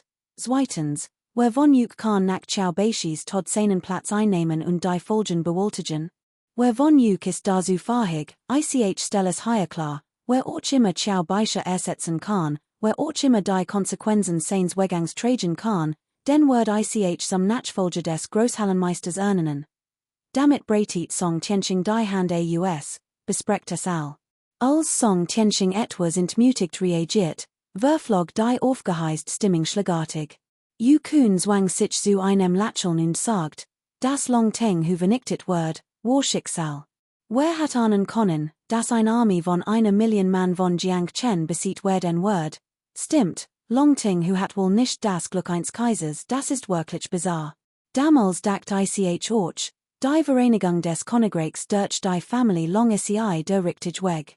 Ich hat nicht damit so einem Ergebnis gerechnet, haha, das sind großartige Neuigkeiten für unsere Apothekerhal, die hochrangigen Beam 10 besprechen die Angelegenheiten der Familie Long mit Leichtigkeit. Von der vorherigen Auseinandersetzung mit Chao Beisha, bei der Sie in Long Jiaofeng zur Bestrafung ausliefern wollten, war nichts mehr zu spüren. Doch als Song Tianqing dies entwerten hort, runzelte noch tiefer die Stirn.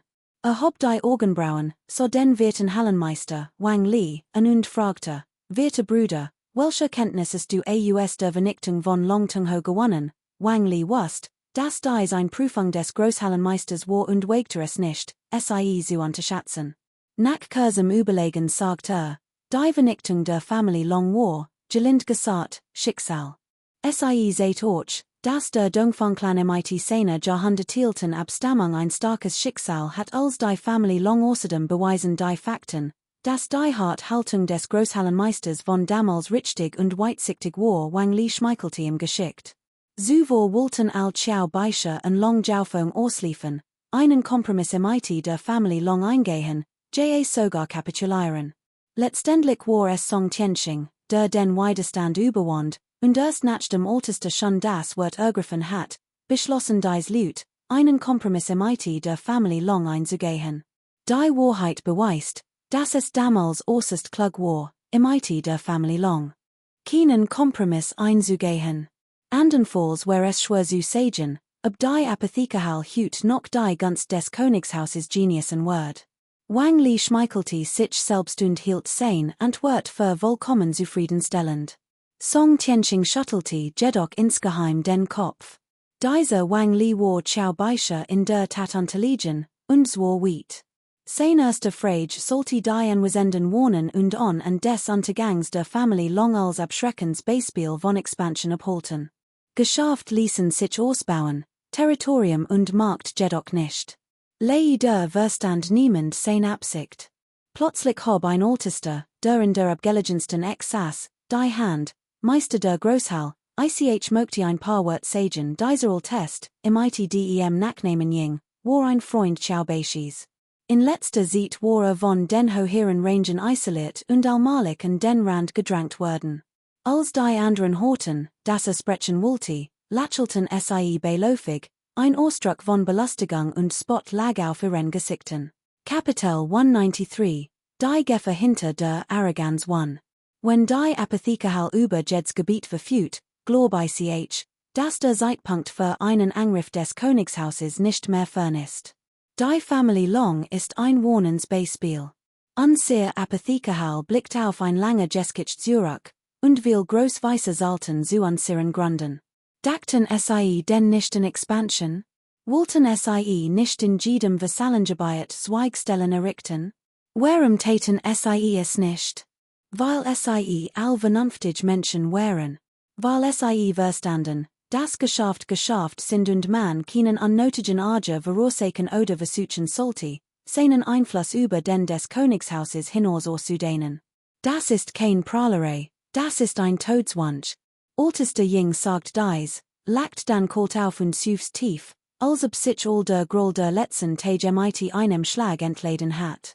Setzte sich und sagt, wenn ich damit beleidig, nimmt es mir nicht übel. Es war offensichtlich, dass Oberster Ying zur Vernunft gekommen war und sich nicht mehr darüber fürchtet, jemanden zu verraten. Die ohnehin schon an der Grenze war, warum sollte sich weiterhin als Neff ausgeben? Word sagen, was wollte, warum also auf an der Rücksicht nehmen? Man muss sagen, dass sein Wort, obwohl emotions los, ein kraftvoll Botschaft der Erleuchtung enthielten. Obwohl die hochrangigen Beamten in Higher absichtlich oder unabsichtlich isolierten, konnten sie nicht lügen, dass dies Wort einen wunden Punkt getroffen hatten, den sie nicht erwartet hatten. Genau, der Marquis von Longtung war ein Warnensbeispiel. Das Gesicht von Meister Wang Li, dem werten Hallenmeister, verdustete sich. War es gewesen, der diesen expansionistischen Vorschlag unterbreitet hat, und Oberster Yings Wort waren zwei Fellows ein Schlag eines Gesicht.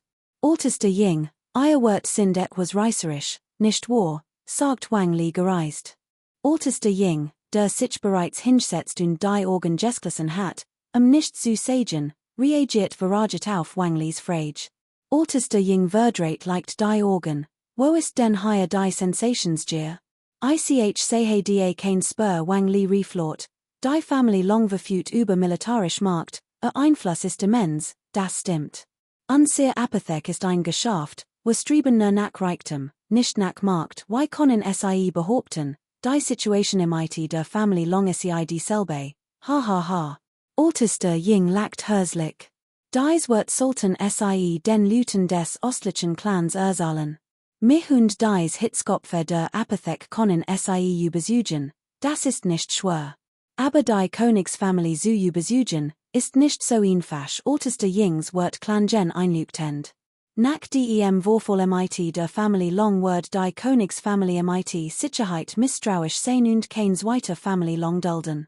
Unser Apothek hat in letzter Zeit einen guten Ruf, wie konnte die Königsfamilie das nicht wissen, sagt Wang Li kalt. Unser Ruf ist in der Tat sehr gut. Die Schalb hat unser Apothekehall nahe in Jeds Gebiet expandiert, nahe Krallen so weit ausgestreckt. Denn die Apothekehall kennt ihren Platz, weiß, wann sie verrucken und wann sie sich zurückziehen muss. Wir expandieren nicht blind. Wenn wir in Zukunft blind expandieren würden, wie ließ sich dann unser Ruf erklären? Nur der Himmel weiß es. Apropos, ist das wirklich nur ein Geschäft oder nicht? Ist das nicht nur ein Aussage des Controllers? Solange die Person, die Apothekehall kontrolliert, ein wenig Ehrgeiz hat und im Hintergrund zwielichtig Geschäft betreibt, wäre es sogar noch einfacher, ein Markt wie die Family long aufzubauen als die Family long selbst. Unsinn. Das ist bösartig Speculation. Das ist Verleumdung unserer eigenen Family. Oberster Ying, sind sie noch immer ein Oberster der Apothekehall? Wang Lis Gesicht lief rot vorwatten. Oberster Lan rief, manche Lüt schmeicheln gern jedem. Wie der Meister, so der Diener Oberster Lans Speerspitz war ernüt auf Chao Beische gerichtet. Oberster Ying, außer sich vor wat, schlug auf den Tisch. Lan, ich heb dich schon viel zu lange ertragen. Du alt Hex, erkle dich endlich. Kapitel 194, die Gefahr hinter der Arroganz 2. Rücktritt. Will etwa noch ein hochrangiger Beamter gehen? Neben Wang Lis Fraktion gibt es in der Apothekehall auch einige neutrale Parteien. Als sie horten, dass Ying Wuyo zurücktreten will, wären sie all überrascht und versperrten gleichzeitig ein Wages am Behagen. Warum wollten so viel die Apothekehall verlassen, wo sie doch so gut zu wachsen schien? War die etwa wirklich etwas im Argen? Rücktritt. Haha, die ist es wohl besser, zu sagen, dass du es nicht mehr schaffst, spottet Oberster Lan. One Meister Chao Beische als Unterstützer ist du in der Apothekehall nichts mehr zu suchen, oder? Du redest großspurig, vor deinem Abgang noch mehr Chaos in der Apothekehall zu stiften, nicht war, Ying Wuyo Lachelt kalt, sein Blick furchtlos, und ließ seinen Blick ruhig durch die Halle schweifen, mein Damen und Herren, ich, Ying Wuyo, habe ein reines Gewissen. Mich mighty diese Frau in einen verbalen Schlagabtausch zu verwickeln, ist in der Tat etwas langweilig, schließlich sagt nur eins, mighty Chow Beishi's Wegang Word die Production dieser drei Elixier eingestellt. All sehr Bestellungen müssen storniert werden. Der Ruf unserer Apothek Word schwer geschädigt. Unter diesen Umständen haben sie nicht einmal an die Konsequenzen gedacht, sondern sich stattdessen einzig und allein auf die Erweiterung ihrer Markt konzentriert. Sind sie etwa dumm, oder make ich mir zu viel Sorgen? Ying Wuyo wollte one Umschweif gehen und Klartext reden, doch dies führte zu einem Moment der Still.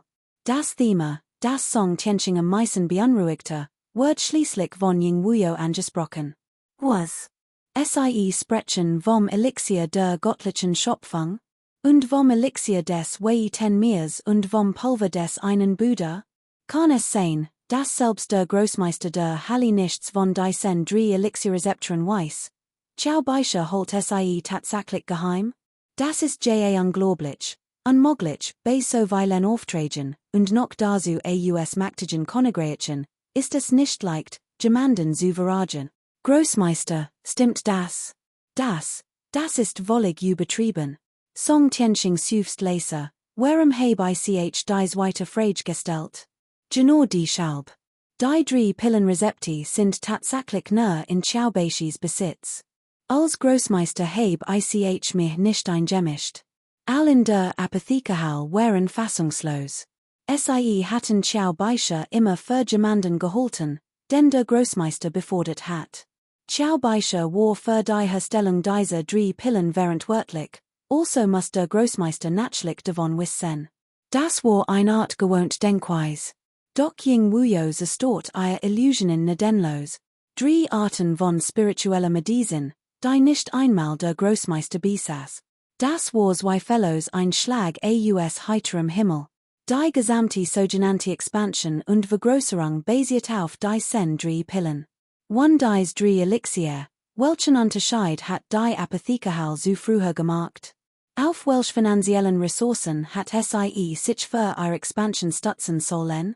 Selbst Wang Li war verbluft. Orchu Kun war verbluft und flüstert, Meister der großen Halle, wird dies Kooperation nicht dem Jungen Marquis Jiang Hangesklassen? Solange war weiterhin dem Jungen Marquis Jiang kooperieren, Song Tianqing Lachelt bitte, dem Jungen Marquis Jiang kooperieren? Leichter gesagt als getan. Ist es Ihnen nicht aufgefallen? Das Verhalten der Familie Jiang ist sehr seltsam. Dies seht deutlich ein Tendenz zur Distanzierung vom östlichen Königreich, das stimmt. Ich habe gehört, dass der östliche Clan via new Vassalenstaaten gründen will. Die Familie Jiang war als erster Vassalenstaat vorgesehen, hat aber abgelehnt. Dies Familie Jiang, die den Marquis Longting vernichten konnte, wird sich nicht den Titel des ersten Vassalenstaates scheren? Kann das sein? Hegt die Familie Jiang etwa ort rebellisch? Absichten, Song Tianqing, beunruhigt und verwirrt, winkte verbreitet nicht solche haltlosen Gerücht. Die Familie Jiang will diesem Schritt nicht in die Fußstapfen der Familie Long treten und den Verdacht vermeiden, ihr Markt konnte ihr Wortsetzten überschatten. Außerdem verdankt die Familie Jiang unser Apothekerhall Chow Beische, Altestland dachten Jiang Chen und fühlte sich etwas unwohl. Als Jiang Chen die Apothekerhall zum ersten Mal besucht, hatte sie völlig ignoriert. Später, aufgrund der Zusammenarbeit, musste Altestland es ertragen. Als sie Song Tianqing hut das Sagen hort, sagt sie schnell, wir haben einen Vertrag. Wenn die Familie Jiang in bricht, können wir sie verklagen und Schadensersatz fordern, Ying Wuyo lacht kalt auf. Dieser Altestland ist wirklich dumm. Der Vertrag wird von der Apothekerhall bei Jiang Chen in Auftrag gegeben. Gibt es etwa Schlupflöcher, die kein Klage ermöglichen? Hat jemanden einen Vertrag unterschreiben lassen, und der hat kein Falle gestellt? Konnte man nicht einfach jederzeit zurücktreten? Ein Beschwerde einreichen? Eine Entschädigung zahlen? Dies Frau ist wirklich nicht nur gewöhnlich dumm, Orchu Kun war verblüfft, Eritit und Lachelt Verligen, der Schlüssel liegt also immer noch bei Jiang Xiaohu. Wir müssen die Family Jiang wirklich bestecken und schmeicheln, Song Tianqing Lachelt bitte, die Family Jiang bestecken? Dann muss die Family Jiang juk dies Gelegenheit erst einmal geben. Wenn der Family Jiang dies Zusammenarbeit wirklichem Hasen lage, why hatten sie nach über einem Monat einen Vertreter schicken können? Die Family Jiang hat nicht einmal einen Diener geschickt, was seht, dass sie sehr wenig Interesse in dieser Zusammenarbeit haben, Großmeister, why were es, wenn wir jemanden nach Jiang Handling schicken, fragte Wang Li sogend. Wenn denn? Bist du bereit zu gehen? Fragte Song Tianqing. Wang Li klopfte sich auf die Brust, das entscheid ich, obwohl dies Aufgebet was schwierig ist, bin ich, Wang Li, bereit, es für die Zukunft der Apothekerhal zu versuchen. Welschein Entschlossenheit. Kapitel 195, der geheimnisvoll Warfare und Nachkom 1.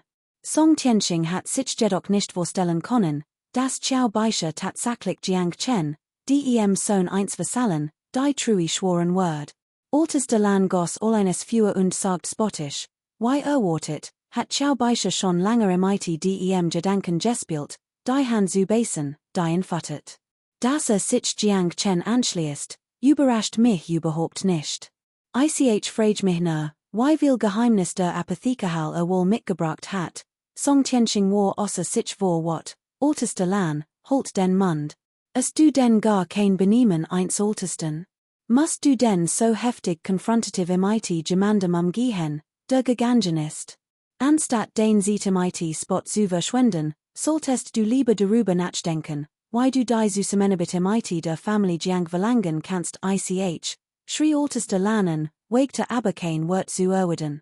Der majestatisch Großmeister ist noch immer lasst du nicht von seinem üblichen freundlichen Auftreten täuschen. Wenn erst einmal wütend ist sein Ohr einflossend. Ich will keinen Unsinn mehr hören. Es gilt immer noch die alte Regel, wer die Zusammenarbeit mit der Family Jiang aufrechterhalten kann, wird der Nachfolger des Großmeisters. Your ganzen überflüssigen Wort sind nichts als Unsinn, hör nicht zu Song Tianqings Blick schweifte her, wer von juk ist bereit, zu Jiang Handling zu gehen, Wang Li, der zunächst vorgeprescht war, which unter Song Tianqings Blick zurück. Wollte gehen, aber als in Qiao Baisha dacht, was dass es sinnlos wär. Die Zusammenarbeit wird definitiv nicht fortgesetzt werden, und wird am Ende vielleicht sogar mit leeren Handen dastigen und von Qiao Baisha verspottet werden. Orchal Test Lan Eritit und senkte unter Song Tianqings Blick den Kopf und wagte nicht zu antworten. Hat noch wenige das Recht, sich zu äußern. Aber nach ihrer Reise zum Jianghan Leben zurückkehren wird, war ungewiss. Zweiter Bruder, warum versuchst du es nicht selbst? Fragte Song Tianqing Yukun. Yukuns Gesicht rotiert sich, und kratzte sich im Kopf. Großer Bruder, ich bin ein alter Mann und mein so Zeilen Verhigkeiten lassen zu wünschen übrig. Außerdem komme ich mit meinem Alter nicht gut mit Junjen Luten zurecht. Jiang Chen aufzusuchen, wär mir unangenehm. Würde überhaupt einen alten Mann wie mich treffen, die anderen hochrangigen Beam 10 senkten unter Song Tianqings Blick die Kopfe, keine wagte es, sich freiwillig zu melden. Song Tianqing schüttelte leicht den Kopf. So weit war es nun gekommen, musste wirklich selbst gehen? Song Tianqings Augen leuchteten plötzlich auf, also Ying Wuyo anscha, Wuyo, warum gehst du nicht im Namen der Apothekerhal zum Jianghan Meister der großen Halle, ich bereits meinen Rücktritt vor. In dieser Angelegenheit sollten sich dennoch Rat von anderen Experten holen. Außerdem ist mir bewusst, dass angesichts der aktuellen Lage in der Apothekerhal selbst ein Besuch des Großmeisters zum selben Ergebnis führen wird. Wird mit leeren Handen zurückkehren, Ying Wuyo verspürt Genugtuung. Es freut ihn sehr, dies hochrangigen Beam 10 so niedergeschlagen zu sehen. War nicht als so gut darin, auf die Schwacheren einzutreten? Hatte Qiao Baisha nicht gemieden? Why hatte one Qiao Baisha Gemmels Erfolg haben können? Und jetzt? Sata Alaus, als hatte bittere Meloni gegessen, Ying Wuyo schadenfroh, empfand Genugtuung und Genugtuung für Qiao Baisha. Dies Lut hatten Qiao Baisha zuvor nedenlos angriffen. Und jetzt? One Chao Beishis Hilf waren sie machtlos. Yukun hat noch immer nicht aufgegeben. Wuyo, glaubst du wirklich, Jiang Chen und Jiang Xiaohu werden sich wegen Chao Beisha weigern, imite unsere Apothek zusammen zu arbeiten? Chao Beisha ist ja nicht schlecht, aber hat wirklich so viel Charme? Kann Jiang Xiaohus entscheidenden beeinflussen? Ying Wuyo lacht herzlich, ich weiß nicht, ob Chao Beisha so viel Charme hat, aber jedes Mal, wenn die Familie Jiang in not gerat, ist der Erste, den sie aufsuchen. Als Jiang Hanhu Jiang Fong Andrefen Word, batter Chao Beisha, in zu behandeln, als die Familie Jiang sich zurückziehen wollte, versteckten sie sich dank Chao Beishis Verbindungen. Sag mir, was genau ist die Beziehung der Familie Jiang zu Chao Beisha? Yukun lächelt gequält, das ist wirklich unglaublich. Müssen wir Chao Beisha wirklich zurückholen? Yukun war es peinlich, das zu sagen. Hat sich bei Chao Beishis Zurechtweisung zuvor nicht zurückgehalten. Chao Beisha zurückzuholen, nur jemandem einem dicken Fell Wordes wagen, so etwas zu sagen. Andere hatten nicht einmal den Mut gehabt, es anzusprechen. Besonders Oberster Lamm word blass und irritiert dann, also dies word hort. Chao Beisha zurückholen? Heißt das, unsere Apothekehal kann one nicht überleben, entgegnet Oberster Lamm. Dan ger du, sagt Yukun wütend. Song Tianqing sufst, Wuyo, den Kundigung eben war nur ein kurzer Wattesbrutsch. Ansonsten ger zur Familie Jiang. Wenn du sie besuchen kannst, wirst du direkt zum Meister der dritten Halle befördert. Niemand sonst wird es schaffen. Wuyo und Chao Beisha sind Freund, nur hat ein Chance, Wang Li hort dies, und ein giftiger Glanz blitz in seinen Augen auf. Großmeister, ist das nicht ungerecht? Ein niedrigrangiger Oberster, der plötzlich zum dritten Meister befördert wird. Das ist unfair, rief Wang Li wütend. Das akzeptiere ich nicht, protestiert Song Tianqing. Wenn du kannst, ich dich direkt zum Nachfolger des Großmeisters. Warst du dazu bereit? Wang Li nörschte imite den Zahnen, sein Augen roten sich. Wollte zustimmen, was aber, dass dazu nicht in der Lage war. Ying Wuyo winkte ab. Großmeister, sie brochen nicht zu widersprechen. Kapitel 196, der geheimnisvoll Warfare und Nachkom 2. Oberster Shun, sind sie nicht immer gleichgültig gegenüber den Angelegenheiten der Apothekehal? Oberster Shun lacht herzlich, schließlich sind wir schon so lange hier und haben imite der Zeitgefühl dafür entwickelt. Es scheint, als müssten wir gehen. Gehen. Huang ni war verbluft. Gehen. Oberster Shun nickte entschlossen. Huang ni, gehen wir zum Jianghan kommen? Oder woanders hin? Zum Jianghan kommen? Huang nis schlank, Weißhand hielt kurz in, ein schwarz, freudiges Lächeln erschien auf ihrem elfenhaften Gesicht. Oberster Shun, sind sie wirklich so in diesem Jiang Chen interessiert? Haha, Huang ni, sie haben recht. Dieser alt man, mag diesen Jiang Chen wirklich. Why hat dieser alt man, in sonsten jenem Tag vor dem zweiten Pass retten können? Huang ni lächelt sanft, spielte imite den Blumen und Pflanzen und sagt nichts. Huang ni, dies schlagt vor dem zweiten Durchgang. Ich muss sagen, Jiang Chen besaß ein gewaltige Energie, die selbst mich bewegt. Die Schwertvogelarmee, die befehligt, verdunkelte den Himmel in unsaligen Formen, wahrlich grandios, außerdem entsand die Perpeang Sekte drei Jünger des Geisterwegs, die ersten beiden wurden getötet und einer verwundet. Wer die nicht die überwältigen Stock des letzten Güsen, hat ich wohl nicht eingreifen müssen. Und selbst unter diesen Umständen gab Jiang Chen nicht nach, weigert sich zu ergeben, was mir sehr entgegenkommt, nachdem dies gesagt hat, lächelt der alt man.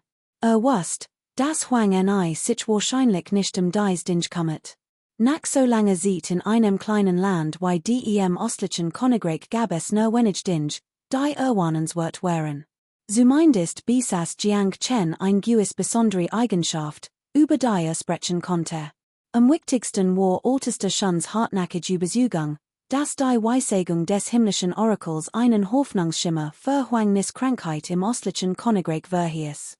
Oberster Shun war sehr beharrlich, spürte, das diese Hoffnungsschimmer in Jiang Chen Angelit war. Obwohl es nur ein Hinweis war, beruhte Ältesten schon tief. Schließlich hat Jiang Chen, trotz sein Status als Vasallensen, in letzter Zeit außergewöhnlich Fähigkeiten gesät, die weit über sein Standesgrenzen hinausgingen. In den Jahren, die Älteste schon im östlichen Königreich verbracht hat überall aufmerksam beobachtet, und der Einzige, der als unerwartet galt, war Jiang Chen. Wer sonst? Long ju schwer? Die Angeboren Azerblau Phönix Körperlichkeit? In ältesten Schons Augen war die sogenannte Angeboren Körperlichkeit so gewöhnlich. Ein Sektor vom Kaliber der purpurnen Young Sektor wird ältesten schon nicht einmal auffallen. Wer es nicht älteste Schons Sorge seinen Status güsen, hatte Chu Xinghan und sein Grupp vor dems weiten Durchgang mit einem Fingerschnippen vernichten können. Tat es aus zwei Gründen nicht. Erstens wollte sich aufgrund sein Status nicht mit jüngeren Anliegen, zweitens wollte Jiang Chen nicht so viel Vertrauen schenken und ihm das Gefühl geben, einen mächtigen Unterstützer zu haben. Wollte Jiang Chen weiter beobachten, sein Potenzial einschätzen und sein weitere Entwicklung verfolgen. Sollte tatsächlich ein Talent sein, wird älteste schon ihm gern mehr Aufmerksamkeit schenken. War jedoch nur ein vergänglich Blum, die morgens blutende Benz verwelkt, konnte älteste schon leicht sich selbst überlassen. So dacht älteste schon. Solange es einen von Ken Hoffnung gab, würde nicht aufgeben. Doch sollte sich diese von Ken Hoffnung als trügerisch erweisen, wird älteste schon im natürlich kein Großbeachtung schenken. Letztendlich war ein Ort wie das östliche Königreich für ältesten schon schlichtweg so unbedeutend. Wer Hunger nicht krank güsen, hat älteste schon wohl selbst nach weiteren 10.000 Jahren keinen Fuss in ein solch weltliches Königreich gesetzt. Jiang Hanling, Stadt ba Jiang. Seit Jiang Feng und seinem Sohn zurückgekehrt sind, herrscht in der gesamten Familie Jiang ein überaus lebhafte Atmosphäre. All Jünger der Familie Jiang sind, gelind gesagt, so giant und enthusiastisch wie nie zuvor. Die Schlacht am Erdupass wird in unzähligen Versionen nachgespielt, und in Jiang Hanling ran Ken sich Legenden MSIE. Unzählige Versionen, doch der Anfang ist immer derselbe. Der Young Markgraf demonstriert göttlich Macht, verteidigte im Alleingang den Pass und kämpfte gegen die millionenstarke Armee der Familie Long am Erdupass. Totet Long Jiaofeng, vernichtet die Familie Long und schüchtet die millionenstarke Armee ein. Mit eigener Kraft hielt die Flotte auf und rettet den östlichen Clan vor dem Untergang. Selbst Jiang Feng, der Marquis von Jiang Han, konnte dies in diesem Moment nicht lügen. Hut übertraf der Ruf seines Sohns Jiang Chen auf dem Jiang Hangeberg seinen eigenen bei weitem. Jiang Feng war deswegen natürlich nicht neidisch. Jeder Vater hofft, dass sein Sohn ihn übertrifft. Für jeden Mann ist der einzig, den als starker akzeptieren kann, der eigene Sohn. Vom eigenen Sohn übertroffen zu werden, ist der Stolz einst jeden Mannes. Von den großen Stammen des Jianghangeberges wird der Stamm der purpurnen Orchidee vernichtet und wird Hut von Jiang Tongs Sohn Jiang Yu angeführt. Die anderen nun großen Stamm haben sich vollständig unterworfen und entsenden all drei Tage abgesandt nach ba Jiang, Jiang Feng Trui zu schworen, sie als sind äußerst gehorsam. Das ist verständlich, selbst der Marquis Long Teng, dessen Name in der ganzen Welt erklang, wird leicht besieht. Würden dies kleinen Stamm es wagen, zu rebellieren? Früher würden all noch so kleinen Gedanken und Ideen gehorsam vor der absoluten Macht verborgen. Kapitel 197, Jiang Chen's Erleuchtung. Jiang Feng erledigt Hut in seinem Anwesen seine Angelegenheiten, als plötzlich erfuhr, dass der Marquis von Jinshan und der Marquis von Huqiu zu Besuch gekommen wären. Die beiden waren Jiang Fengs Freund, und ihre Freundschaft war sehr tief. Während des Konflikts mit der Familie Long hatten sie der Familie Jiang die Trui gehalten. Obwohl die Umstand ein Rolle spielten, war die Freundschaft zwischen den drei Familien weiterhin sehr eng. Haha, zwei wahre Brüder sind zu Besuch. Jiang Feng, trägt Hut schlicht Kleidung. Hoff, das dort Hut nicht, Shirt Jiang Feng. Bruder Jiang, why schlicht du auch bist, beneid dich sogar, suchst der Marquis von Jinshan. Der Marquis von Hucho lacht ebenfalls und sagt, wo gerade davon sprechen, der Marquis von Jinshan und ich verdanken an siren hütigen Erfolg dem Einfluss von Bruder Jiang. Ich schäme mich haha, Bruder, lasst uns nicht so formlich sein. Kommt hierin Jiang Feng lacht herzlich. Freut sich sehr über sein beiden Freund, denn sie freuten sich für ihn. Das Königreich hat großartige erlebt, und dies beiden Familien hatten die Gelegenheit genutzt, viel talentiert Leute angewerben, Markt wuchs sprunghaften, und sie nutzten die Macht der Familie Jiang, zu einem der neuen wie großen Feudalherren aufzustigen. Bruder Jiang, ich habe gehört, dass das Königshaus die Familie Jiang als den mächtigsten Feudalherrn der Welt auszeichnen will. Ich frage mich, warum du abgelehnt hast. Wir sind seit mehr als der Hälfte unseres Lebens Brüder, und es ist selten, diesen Punkt zu erreichen. Es ist an der Zeit, zusammen zu arbeiten und eine große Karriere aufzubauen, fragte der Marquis von Jinshan. Der Marquis von Hucho nickte zustimmend, sollte jemand anders dies Position des obersten Feudalherrn einnehmen, würden weder ich noch der Marquis von Jinshan sie akzeptieren, where außer der Familie Jiang hat denn sonst die nötigen Qualifikationen? Jiang Feng lacht leise, beiden veriten Brüder, hat Dongfang Lin geschickt. Kim Shan hu und Hucho hu lachelten und nickten. Bruder Jiang, was genau plant die Familie Jiang? Ich hoff, konnt mir das erklären. Wisst wenn your Familie Jiang jetzt nicht spricht, wird das gesamte Königreich in Unruhe und machtlos bleiben. Jiang Feng lacht leise, von nun wird sich mein Familie Jiang nicht mehr in die Machtkämpfe des Königreichs Dongfang einmischen. Dongfang Lin kann beruhigt sein und regieren, wenn sich Sorgen machen zu müssen, dass es meine Familie Jiang wie der Familie lang ergehen wird. Es wäre respektlos zu behaupten, wir hatten solche Absichten, denn wir hatten nicht bis heute gewartet. Kim Shan hu nickte ebenfalls. Bruder Jiang hat recht, sein Majestät der König brocht sich darüber kein Sorgen zu machen. Gut, ich habe gesagt, was ich sagen wollte. Von nun werden wir Brüder nur noch in Erinnerungen schwelgen und kein Hofangelegenheiten mehr besprechen.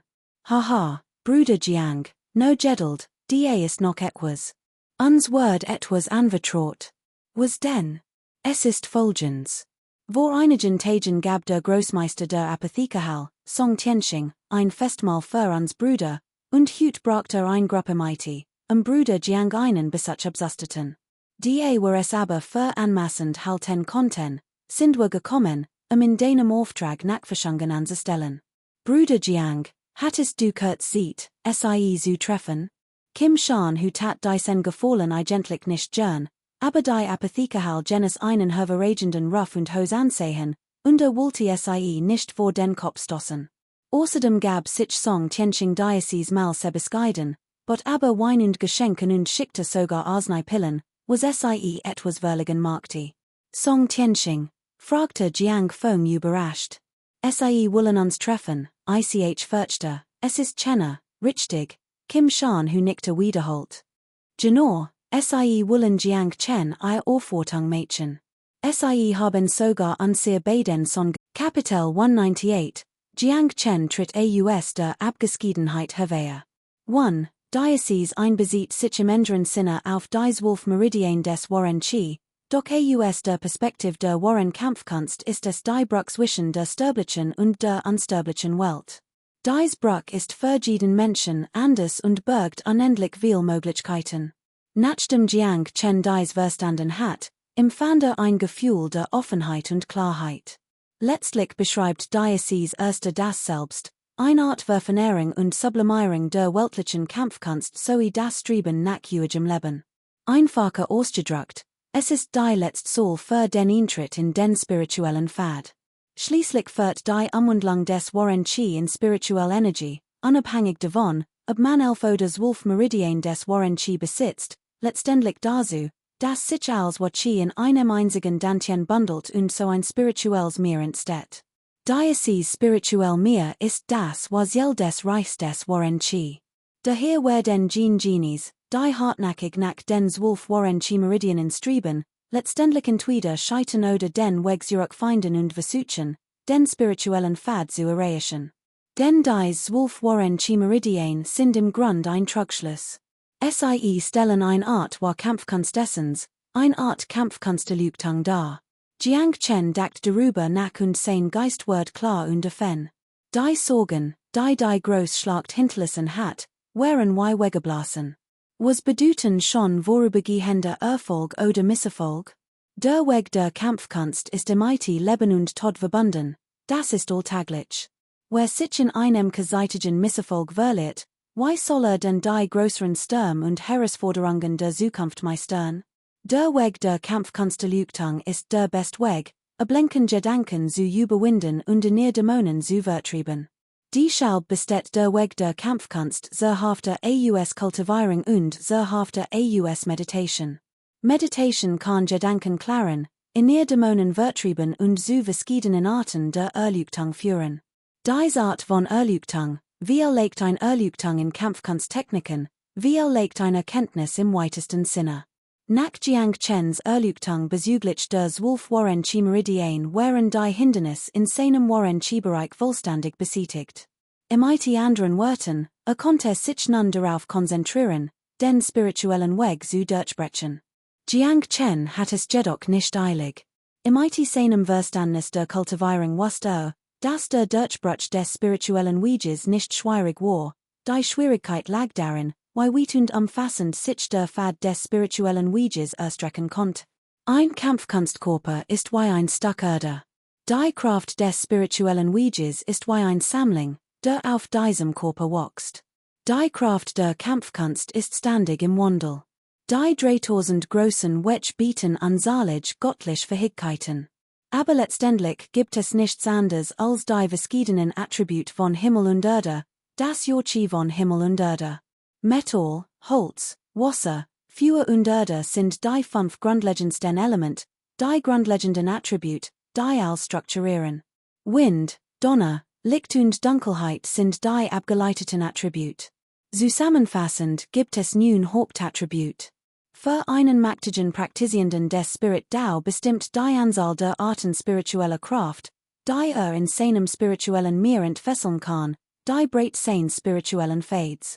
Und wie weit im Reich des spirituellen Dao reisen kann, hängt ebenfalls von der Lange seines Fades ab. Je breiter der Pfad, desto weiter kann reisen. Viele Menschen in dieser Welt glauben, all dies wird dadurch bestimmt, wie viel Potenzial sie nach dem Eintritt in das Reich der Unsterblichen entwickeln. In Wirklichkeit ist dies nicht der Fall. Die Bestimmung, wie weit man im Reich der Unsterblichen reisen kann, liegt nicht nach dem Eintritt, sondern ganz darüber. Es ist dieser komplexeste Aspekt der Welt, die 11 Warren Meridian.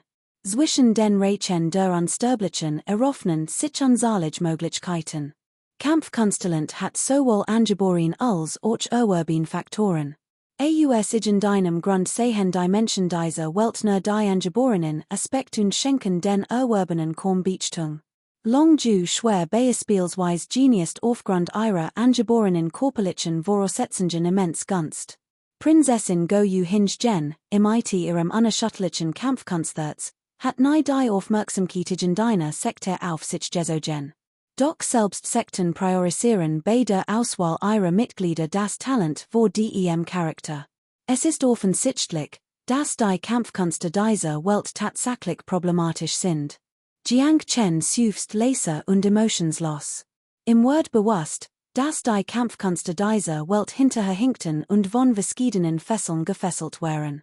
Sein Wunsch war es, sich von den Regeln dieser Welt zu befreien und nicht von assimiliert zu werden. Jiang Chen muss einen Weg beschreiten, den sein Voyager nicht gegangen waren, einen beispiellosen Pfad in der Welt der Kampfkunste bahnen. Und dieser Weg wird, wie legt in den nächsten Jahrhunderten oder gar Jahrtausenden, unweigerlich die Regeln der Kampfkunste dieser Welt brechen und zu den neuen Regeln werden. Nachdem sein Abgeschiedenheit verlassen hat, fiel das Sonnenlicht auf Jiang Chen und ließ ihn noch strahlender und voller Tatendrang erstrahlen. Chenna, bist du aus deiner Abgeschiedenheit gekommen? Vater, hast du dich in dies Mus gewohnt? Fragte Jiang Chen lachend. Eigentlich wollte ich es mir gemütlich machen, aber irgendwie bin ich immer in weltlich Angelegenheiten verwickelt, wo zwei Tagen kämen der Marquis von Kim Sun und der Marquis von Hokau zu Besuch. Sie sind Alt Brüder, und ich must sie auf einem Spaziergang begleiten. Oh. Sie sind schon da? Kapitel 199, Jiang Chen verlässt seine Abgeschiedenheit zu. Stimmt, Chenna. Es gibt die noch etwas. Ich habe von den Lüten des Marquis von Jinshan gehört, dass die Apothekerhal unter der Führung von Song Tianxing viel hochrangig Beamte nach Barjiang schickt, einen Besuch abzusteten. Ich habe die Entscheidung nicht für getroffen. Dies Lüt sind wahrscheinlich noch in Barjiang. Walter sie treffen? Apothekerhal? Jiang Chen's Lippen verzogen sich zu einem nachdenklichen Lächeln. Sie sind gerade erst angekommen? Was für ein langsame Reaction, ich dacht, sie kämen gar nicht. Es ist nicht dringend, lasst uns sie erst einmal beiseite lassen. Ciao Beische ist mein Schüler, und sie haben es sogar gewahrt, in Süßkickeneren und in beinahe Longjaufung auszuliefen. Findet dies Lüt nicht emperend? Sollten sie nicht bestraft werden? Was?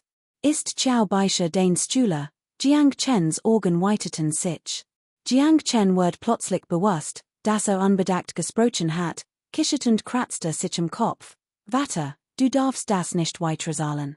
Es reicht, wenn du weißt, dass es passiert ist. Du kleiner Benjel, erklär mir das, rief Jiang Feng im Hinterher, als so, wie Jiang Chen sich umdreht und davonrannte. Jiang Chen kichert und verschwand wie ein Windstoß. Dieser verzogen klein Benjel flugte Jiang Feng leser, doch ein Lächeln lag auf seinem Gesicht. Konnte seinem Sohn wirklich keinen einzigen Fehler vorwerfen. Allein der Gedanken seinen Sohn erfüllt Jiang Feng mit Glück und einem Gefühl der Genugtuung. Meister, Schüler Ciao Beische lasst grüßen, als Ciao Beische Jiang Chen sah, freute sich sehr. Beische, dies Formlichkeit ist nicht nötig, die hochrangigen Mitglieder der Apothekerhal sind in Barjiang angekommen, hat es sicher schon gehört, nicht wahr? Jiang Chen sah Ciao Beische und fragte, ich habe davon gehört. In den letzten Tagen hat ich meinem Meister etwas zu berichten, aber hat sich zurückgezogen, zu kultivieren, deshalb habe ich es nicht gewahrt, in zu Storeno? Geht es die Apothekerhal? Fragte Jiang Chen in Verdutzt. So ähnlich. Früher, als ich noch in der Apothekerhal war, hat ich nicht viel Freund. Es gab einen ältesten namens Ying Wuyo, meinen engsten Freund. Vor ein paar Tagen verließ die Apothekerhal und suchte higher Zuflucht. Ich habe meinen Meister nicht im Rat gefragt und im deshalb nichts versprochen, sondern im nur erlaubt, zu bleiben. Wie es weitergeht, hängt von meinem Meister ab. Ciao Beisches Auftreten war sehr bescheiden, und es sprach mit großem Respekt zu Jiang Chen. Jiang Chen winkte ab, wenn den Vertrauter ist, kannst du die Dinge natürlich regeln. Das ist eine Kleinigkeit, fragen es mich nicht. Nach einer Pause huschte Jiang Chens Blick plötzlich über sein Gesicht, sagten, ist ein Ältester der Apothekerhal, das stimmt. Erklärt Ciao Beische hastig. Ich kennen jedoch, ist ganz sicher kein Gesandter der Apothekerhal, haha, ich zweifle nicht daran, dass hier ist, Juk aufzuhetzen. Schließlich ist ein Ältester der Apothekerhal, so etwas kann man doch erwarten. Jiang Chen kichert und fuhr fort, sehen sich die Apothekerhalen, ist wohl Naren wie Ältester Lan. Mit soll Chen Naren zusammen zu arbeiten, bereitet mir Sorgen, was meinen damit? Fragte Ciao Beische mit leuchtenden Augen. Plötzlich fiel ihm etwas ein. Will Meister viel legt Ying Wuyo unterstützen und die Apothekerhal kontrollieren? Beische, das ist mein Untergrenz. Wenn die Apothekerhal kooperieren will, van genwa damiten sollte das nicht möglich sein, sollen dorthin zurückkehren, woher gekommen sind. Ciao Beische war überglücklich und sagt respektvoll, Meister, your Bemühungen sind wahrlich lobenswert, Schüler ist zutiefst dankbar Jiang Chens Vorgehen worin. Wirklichkeit ein Versuch, Ciao Beische zu erweisen.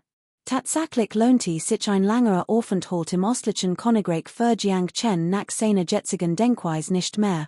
Ein Zusammenarbeit mit dem Apothekerpalast war völlig überflüssig. Sein Handeln diente einzig und allein dazu, Ciao Beische Respekt zu erweisen. Erstens stärkte es Ciao Beisches Vertrauten, zweitens lindert es Ciao Beisches Schuldgefühl, die Apothekehal zu verlassen. Jiang Chen wust, das die Apothekehal Qiao Baisha gepragt hat, und wenn Wörtlos Jinj, Word Qiao Baisha sich zwei Fellows schuldig fühlen. Wenn Jedoch Qiao Baishis Lüt Nutzen konnte, die Apothekehal wieder auf Kurs zu bringen, Word Qiao Baisha kein allzu grosses Gewissen haben. Qiao Baisha war intelligent und verstand Jiang Chen's Museum bemühungen natürlich. Ein warmes Gefühl durchströmt in, und erblickte Jiang Chen MIT noch größer Bewunderungen. So ein junger Meister, unerwartet verstandnisvoll und einsichtig.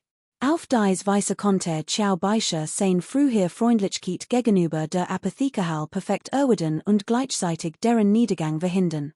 Baisha, vergiss nicht, du bist mein Schüler. Es ist nur natürlich, dass ich mir Sorgen dich make. Du tragst die Wohlverantwortung für dies Angelegenheit. Denk daran, du musst die Kernpunkte waren. Jeder, der nicht gehalten werden kann, jeder, der sich einmischen will, muss wirksam kontrolliert werden.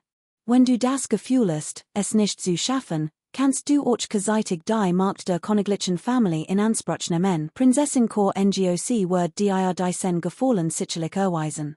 Jiang Chen wollte sich nicht in die Angelegenheiten der Apothek einmischen. Außerdem war aufgrund Qiao Baishis Fähigkeiten fest davon überzeugt, dass Qiao Baisha die Sachregeln wird. Qiao Baisha war überglücklich, Schüler, ich verstehe. Ich wird Ying Wuyo holen, damit dem Junjen Marquis mein Aufwartung macht, gut, aber die Meisterschule Beziehungswischen uns muss ihm nicht bekannt sein. Sag ihm einfach, dass ich dich von ganzem Herzen unterstütze, das Janet, kurz darauf bracht Qiao Baisha Ying Wuyo herbei. Auch Ying Wuyo kannte Jiang Chen bereits, doch die Dinge hatten sich geändert. Früher, als Jiang Chen sah, war dieser nur ein gewöhnlicher junger Marquis mit einer kostbaren, uralten Heilformel gewesen. Doch nun holte der Rough Diocese Junjen Marquis im Unüberhörbar in den Ohren. War ein Legend. Ying Wuyo trat vorsichtig und respektvoll vor, Ying Wuyo grust Kapitel 200, Verhandlungsbedingungen 1. Ich, fragte Wuyo verbluft und Platz sofort heraus. Diesmal bin ich gekommen, Bruder Baisha zu folgen, nicht mehr sein Markt zu lehen, das Wissen war, lacht Jiang Chen herzlich. Die Schalbschatzen war dich auch so sehr. Warst du gekommen, dich aufeinander zu verlassen, hatten wir dich nicht in Betracht gezogen. Wenn du die Apothekehal gut führen kannst, ist dein Verdienst unermesslich, und das war die best Hilfe für Qiao Baisha. Qiao Baisha ermutigten ebenfalls, Wuyo, war Sindeng Freund. Ich heb grosses Vertrauen in dein Fähigkeiten und deinen Charakter. Ich weiß auch, dass dein Wegang Diocese mal viel veraget hat und dein Rückkehr schwierig ist. Aber ich versichert, wir behalten die Initiative. Wir müssen die hochrangigen Mitglieder der Apothekehal sorben. Wer gestürzt werden muss, wird gestürzt werden, und wer gehen muss, wird gehen. Wenn wir kein Einigung erzielen können, werden wir einfach nicht zusammenarbeiten. Bleiben meine Seat, und ich garantiere dir, dass du genig zu essen ist. Wenn sie kooperieren, werden wir uns von allen Seiten Unterstützung lehen, dir bei der Kontrolle der Apothekehal zu helfen. Du und ich werden beid von der Apothekehal gefordert, und unser Hingeben die Apothekehal steht ihrer in nichts nach. Wuyo, kannst du dies Verantwortung für mich übernehmen? Ying Wuyo zeigte keine Reaktion, doch insgeheim war versucht. Qiao Baisha zu folgen, war sicherlich seine innere Entscheidung. Sein Gefühl für die Apothekehal waren jedoch auch sehr tief. Wenn die hochrangigen Beamten der Apothekehal einig an Passagen wahrnehmen und dies nutzlosen Individuen ausmessen konnten, dann wird Ying Wuyo als Nachfolger des Großmeisters der Apothekehal zurückkehren und die Angelegenheiten übernehmen. Das ist absolut richtig, es ist unglaublich verlockend. Bruder Baisha, ich, sogar nicht, du hast solche Fähigkeiten. Sag mir einfach, es du denn mit dazu oder nicht? Qiao Baisha war ein entschlossener Mann.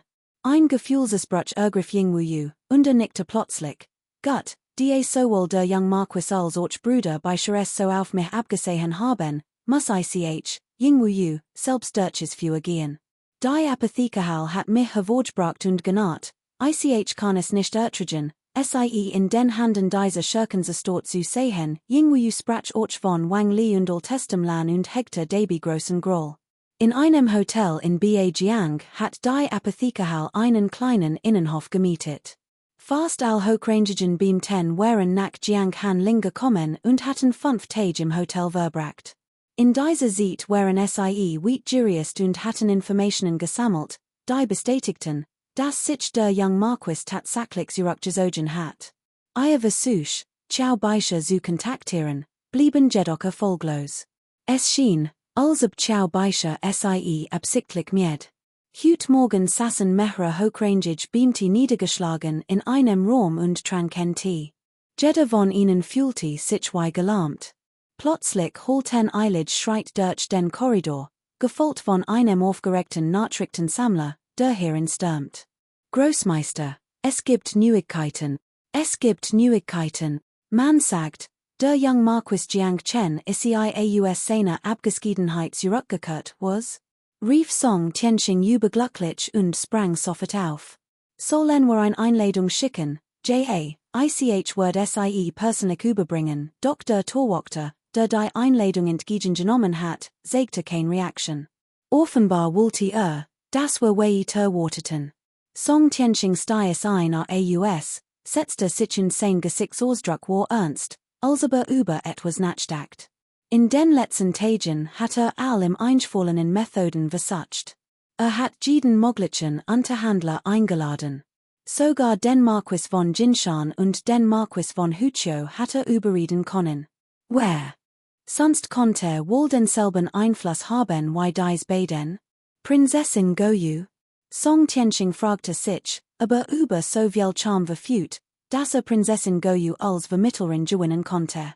Außerdem war Prinzessin Goyu für ihre Unparteilichkeit und Unnachgiebigkeit bekannt.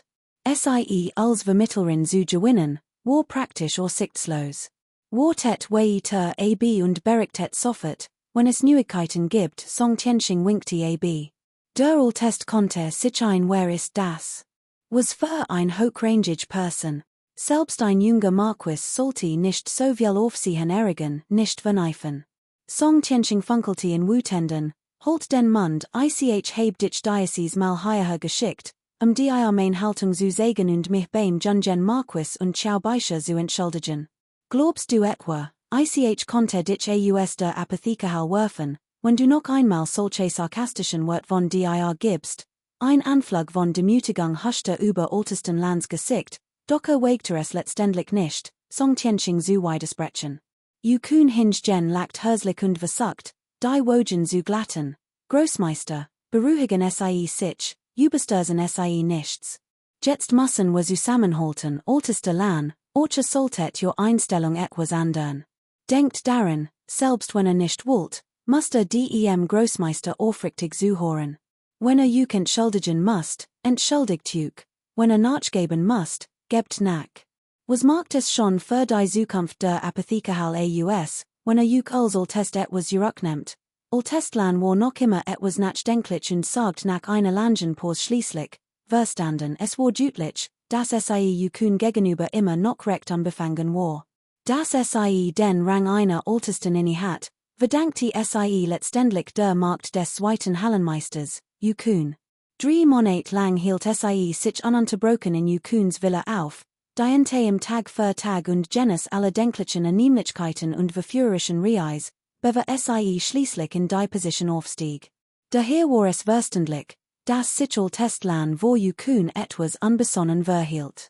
Gerade als sie sich verlegen fühlte, hörte sie plötzlich schreit vor der Tür, gefolgt von einer unbekannten Stimme.